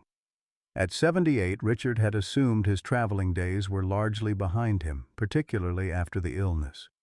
Yet the opportunity to extend the impact of his advocacy to an international audience held undeniable appeal. "I'll think about it," he promised. "Need to check with my primary physician about whether I'm up for transatlantic travel." After Sarah departed, Richard moved slowly through his new home, familiarizing himself with the space, establishing the mental map that would guide him during middle-of-the-night bathroom visits. The condominium was thoughtfully designed for aging residents: grab bars in strategic locations, no-step thresholds, lever door handles instead of knobs, accommodations that once might have seemed unnecessary but now represented practical adaptations to his changed capabilities. In the bedroom, he carefully unpacked Martha's letters, arranging them chronologically in the drawer of his bedside table. Though he had read each multiple times, they remained a source of comfort and connection, particularly during this period of transition. Tonight, he selected one from their 35th anniversary, written just 2 years before her diagnosis. "My dearest Richie," it began in her distinctive flowing script, "35 years, and still I find new reasons to admire you. Yesterday I watched you with that struggling student who came for extra help, the patience you showed, the different approaches you tried until something clicked for him. You've always been a teacher at heart, not just in the classroom, but in how you move through the world, helping others make sense of complicated things." Richard's vision blurred slightly as he continued reading. Martha had seen this capacity in him long before he recognized it in himself, this ability to translate complex concepts into understandable terms, to guide others through difficult terrain with patience and clarity. She would not be surprised to find him addressing medical students and policymakers, bringing his educator's perspective to an entirely new field. The letter concluded with words that seemed eerily prescient given recent events. "Life will bring challenges neither of us can anticipate, but I have absolute faith in your ability to face them with the same quiet determination you bring to everything that matters. Whatever comes, remember that this strength is part of you, not something that can be taken away by circumstance or age. All my love, now and always, Martha." Richard carefully refolded the letter, returning it to its envelope before preparing for bed. His new bedroom faced east, and he left the curtains open to allow the morning light to wake him naturally. Tomorrow would bring more unpacking, a follow-up appointment with Dr. Winters, and a video call with Amanda to show her the new apartment. Ordinary activities that 3 months ago had seemed impossibly distant as he lay in a hospital bed, uncertain whether he would recover, fearful of the financial ruin threatening to compound his physical suffering. As he settled beneath unfamiliar blankets in an unfamiliar room, Richard found himself mentally composing a letter to Martha, a habit formed during the worst days of his illness when focusing on what he would tell her had provided comfort and continuity. "Dear Martha," he thought as sleep began to claim him, "today I stood at our old school and told our story, not just what happened but what it means. People listened. Things are changing because we spoke up. I wish you were here to see it, but in a way, you are. Your strength is still teaching me how to find my own." Morning arrived with golden light streaming through eastern windows, illuminating Richard's new beginning. He rose slowly, mindful of his body's lingering limitations, and made his way to the kitchen where he prepared coffee with precise measurements: 1 scoop of grounds, 6 ounces of water, 2 minutes to brew. Small rituals preserved from his previous life, anchoring him amid change. The day unfolded with quiet productivity. Bookshelves arranged, kitchen items organized, pictures hung with careful attention to height and spacing. By afternoon, when Sarah arrived to drive him to his appointment with Dr. Winters, The condominium had taken on the lived-in feeling of home rather than simply shelter. "You've been busy," she observed, noting the transformation. "It looks great." "Amazing what a math teacher can accomplish with a tape measure and some basic geometry," Richard replied with mock solemnity. Dr. Winter's examination was thorough, as always, though less focused on the parasitic infection, which showed no signs of recurrence, and more attentive to Richard's overall recovery and lingering effects. "Your blood work is encouraging," she noted, reviewing results on her tablet. "Inflammatory markers continuing to decrease, liver and kidney function normal. How are you feeling overall?" "Stronger each week," Richard replied. "Still tire more quickly than before, especially after speaking engagements, but the pain has mostly subsided except for occasional twinges where the lesions were deepest." Dr. Winters nodded, making notes. "That's consistent with what we're seeing in other recovered patients. The fatigue may persist for several more months, but should continue to improve. Any cognitive issues, memory lapses, confusion, difficulty concentrating?" "Nothing significant. Some word-finding difficulties when I'm very tired, but that was happening occasionally before all this." The examination continued with physical assessments, flexibility, coordination, strength, all showing gradual improvement from his previous visit. Dr. Winters seemed particularly pleased with his progress, though her scientific caution prevented outright optimism. "Based on your recovery trajectory and current health status, I see no reason you couldn't make the London trip," she concluded. "With appropriate precautions, compression socks for the flight, scheduled rest periods, continuation of all medications, your perspective would be valuable at the conference." Richard considered this endorsement carefully. "I'll need to think about it. International travel seems ambitious at this stage." "Of course," Dr. Winters agreed. "But don't let fear make the decision. Your body is healing remarkably well, considering the severity of your infection." As they prepared to leave, Dr. Winters mentioned a development Richard hadn't anticipated. "The New England Journal of Medicine has accepted our case study for publication. It will appear in next month's issue. Your name has been anonymized in the medical details, of course, but the impact sections include your direct quotes about the experience, as you approved." This news affected Richard more deeply than expected. The idea that his ordeal would be preserved in medical literature, potentially influencing diagnosis and treatment protocols for years to come. What had been intensely personal suffering would become a teaching tool, a reference point for future physicians confronting unusual parasitic presentations. "Will it help?" he asked simply. "Will others be spared what I went through?" "Without question," Dr. Winters replied with rare certainty. "Your case has already changed how we approach unusual symptoms in elderly patients at this hospital. The journal publication will extend that influence nationally and internationally." On the drive home, Richard shared the news about the journal publication with Sarah. "Apparently, I'm going to be a case study for medical students to examine for years to come. Not quite the legacy I envisioned leaving." "It's a meaningful one," Sarah observed. "How many retired math teachers can say they've influenced medical practice worldwide?" The weeks that followed brought a steady rhythm of recovery, advocacy, and adaptation to his new living situation. Richard's speaking schedule expanded to include patient support groups and senior centers, as well as medical audiences. The Veterans Network Colonel Miller had mobilized continued to identify and assist affected Medicare recipients, with Richard serving as an informal advisor on navigating insurance appeals and treatment options. Most meaningful was the growing relationship with Amanda, who delighted in her weekly visits to the condominium. Richard found himself teaching again, helping with math homework, explaining concepts in ways her teachers hadn't considered, watching understanding dawn in expressions so reminiscent of Mike at the same age that it sometimes caught his breath. "You're good at explaining things," she told him matter-of-factly one afternoon as they worked through fraction problems at his dining table. Better than Ms. Peterson.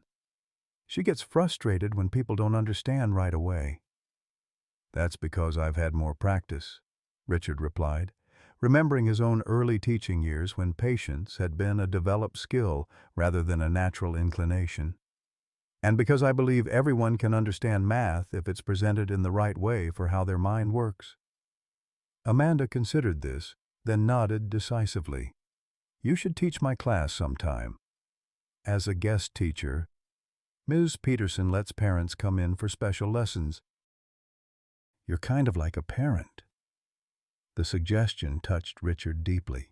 Not just the implicit acceptance of his role in her life, but the recognition of his fundamental identity as an educator, something the illness and its aftermath had temporarily overshadowed. I'd like that, he said simply, if your mom and teacher approve. The London trip question resolved itself through practical consideration rather than fear. After discussing logistics with Dr. Winters and reviewing the demanding conference schedule, Richard decided that while medically feasible, the journey would consume energy better directed toward recovery and local advocacy efforts. Instead, he recorded a video statement for Dr. Winters to present, sharing the patient perspective that medical conferences too often lacked. As autumn deepened toward winter, Richard found himself increasingly at peace with the dramatic changes the parasitic infection had forced upon his life. The new condominium, initially a necessity born of financial and health constraints, had become a home he genuinely appreciated. Its smaller space more manageable, its community features providing both security and social opportunities, its proximity to Sarah and Amanda a daily blessing rather than the weekly or monthly visits of before.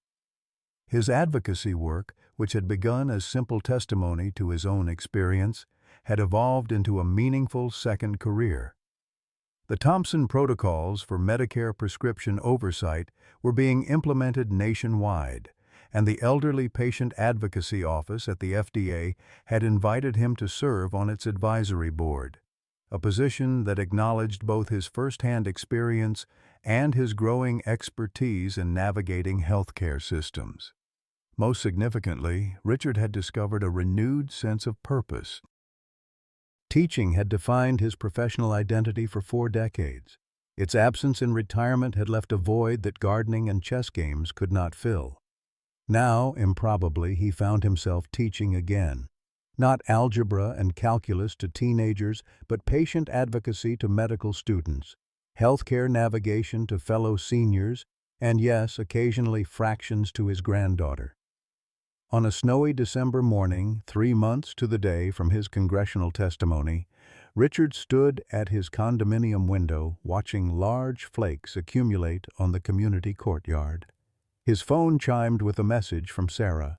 Amanda's school had declared a snow day, and they were planning to visit if road conditions permitted. As he replied with enthusiasm, Richard reflected on Martha's words from the anniversary letter he'd read that first night in his new home. Life will bring challenges neither of us can anticipate, but I have absolute faith in your ability to face them with the same quiet determination you bring to everything that matters. She had been right, as she so often was. The parasitic infection that had nearly claimed his life had instead revealed its deeper purpose, connecting him to a new community, restoring his identity as an educator, deepening his relationship with Sarah and Amanda, and enabling him to effect change that would benefit countless others. Outside, the snow continued to fall, transforming the landscape with quiet persistence.